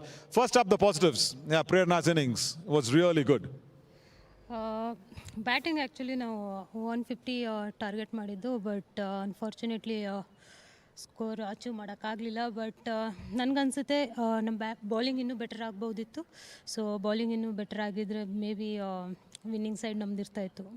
Yeah, she very clearly says the bowling should have just clicked a little more for getting those wickets. But ಆ catch ಏನಾದರೂ ಖುಷಿ ಕೈಗೆ ಅಲ್ಲಿ ಸಿಕ್ಕಾಕೊಂಡಿದ್ರೆ ಇನ್ನೊಂದು turn around ಆಗುವಂತಹ ಸಾಧ್ಯತೆ ಇತ್ತು. When Shishira was batting really well. In fact ನೀವು ಕೂಡ ಬೌಲ್ ಮಾಡಬೇಕಾದ್ರೆ ಆ ಕ್ಯಾಚ್ ಕಾಟನ್ ಬೋಲ್ಡ್ ಆಪ್ಷನ್ ಅಲ್ಲಿ ಅದು ಚೆನ್ನಾಗಿತ್ತು. ಆ ಸಿಚುವೇಶನ್ ಅದೇನಾದರೂ ಬಂದಿದ್ದೀರಾ? ಅದು 2 ಕ್ಯಾಚಸ್ ಆಗಿದ್ರೆ ಇನ್ನೂ ಮ್ಯಾಚ್ ಕ್ರೂಷಿಯಲ್ ಆಗಿರೋದು. ಬಟ್ ಮೈಸೂರು ವಾರಿಯರ್ಸ್ ಅವ್ರ ಫೇವರಲ್ಲೇ ಇತ್ತು match. So Yeah, no problem. Innondu match ide nimge. All the very best adike ಚೆನ್ನಾಗಿ ಆಡಿ. Thank you. Yeah, lovely.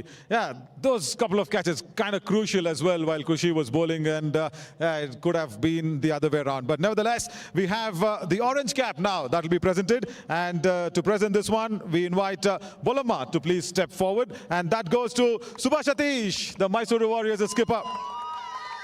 264 runs. That is what it is. It was Nikki P in the afternoon who snatched it from Subhash Satish, and it is back with Subhash Satish as well. Shubha can walk up here to just have a talk.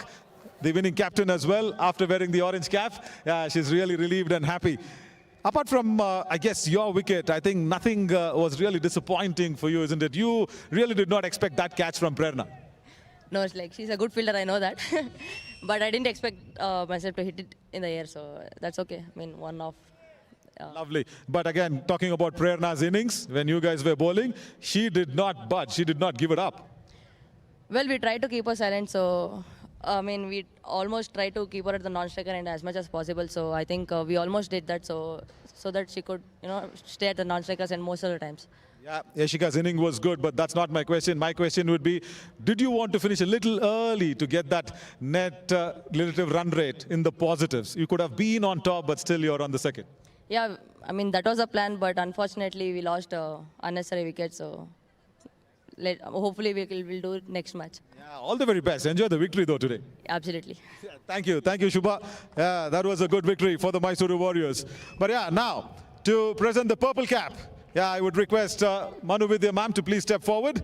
And yeah, the purple cap goes to Diksha from Mysore Warriors. Please step up. 8 wickets for Diksha. Congratulations, Diksha. You did really bowl well today. That's a very, very good cap to receive. And next award, of course, is the catch of the match. And to present that one, we require Achana Das ji to please step forward as well to go for it and make it a really important one, as the catch of the match award, of course, will be going in to Prerna. And congratulations, Prerna. That was a real good catch. Your goggles actually caught everybody's eyes, the red lens goggles. Yeah. Will not let the secret out of the red lens glasses. Really well played as well as the batter, and a good catch. Right, time now to give the most important, the Cycle Pure Agarbatti Trusted Player of the Match award, and that will be presented by Christopher, the senior sales representative of Cycle Pure Agarbatti, and that goes to Yashika Gowda for that match-winning knock. Really well played, Yashika. And she'll be mighty, mighty happy and pleased as the Yellow Brigade are back in the mix once again in the Maharani Trophy 2026. Please receive your trophy as well. Yashika, you can keep the check and probably just receive the trophy. That'll be really nice. There we go. The Cycle Pure Agarbatti Trusted Player of the Match award. And a very quick chat with me. Yashika, please come up. Lovely, you can hold the trophy. That's nice. Yeah, please.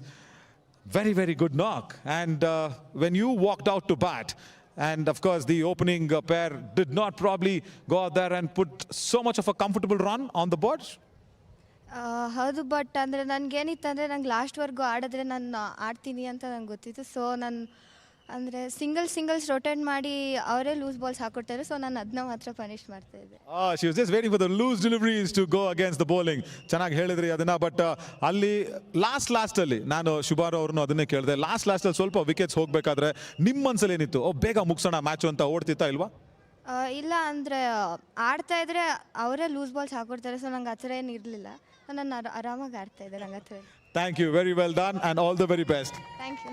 Lovely, lovely. Yeah, that's all. Very simple. Keep it simple. Go after the loose balls. That's what the player of the match said. Well, that's it for tonight. Tomorrow is a break day. But remember, day after tomorrow, it's going to be really, really important, because we will know who are the top 2 teams who will play the finals. And as we all know, the finals is now on August 1st. Yeah, please make a note of that one in your diaries. August 1st will be the finals. And day after tomorrow, of course, we have 2 league games coming up. And that is the Hubballi Tigers will take on the Gulbarga Mystics in the afternoon match. And then we have the Kalyani Bengaluru Blasters taking on the Mysore Warriors. The top 2 will play the finals. And day after tomorrow is a very, very important day. Well, that's it for tonight. I am Navin Shori alongside with everybody right here, players, crew members, alongside with KSCA. On behalf of everybody, we thank you so much for giving your time and love. We will see you day after tomorrow. Good night.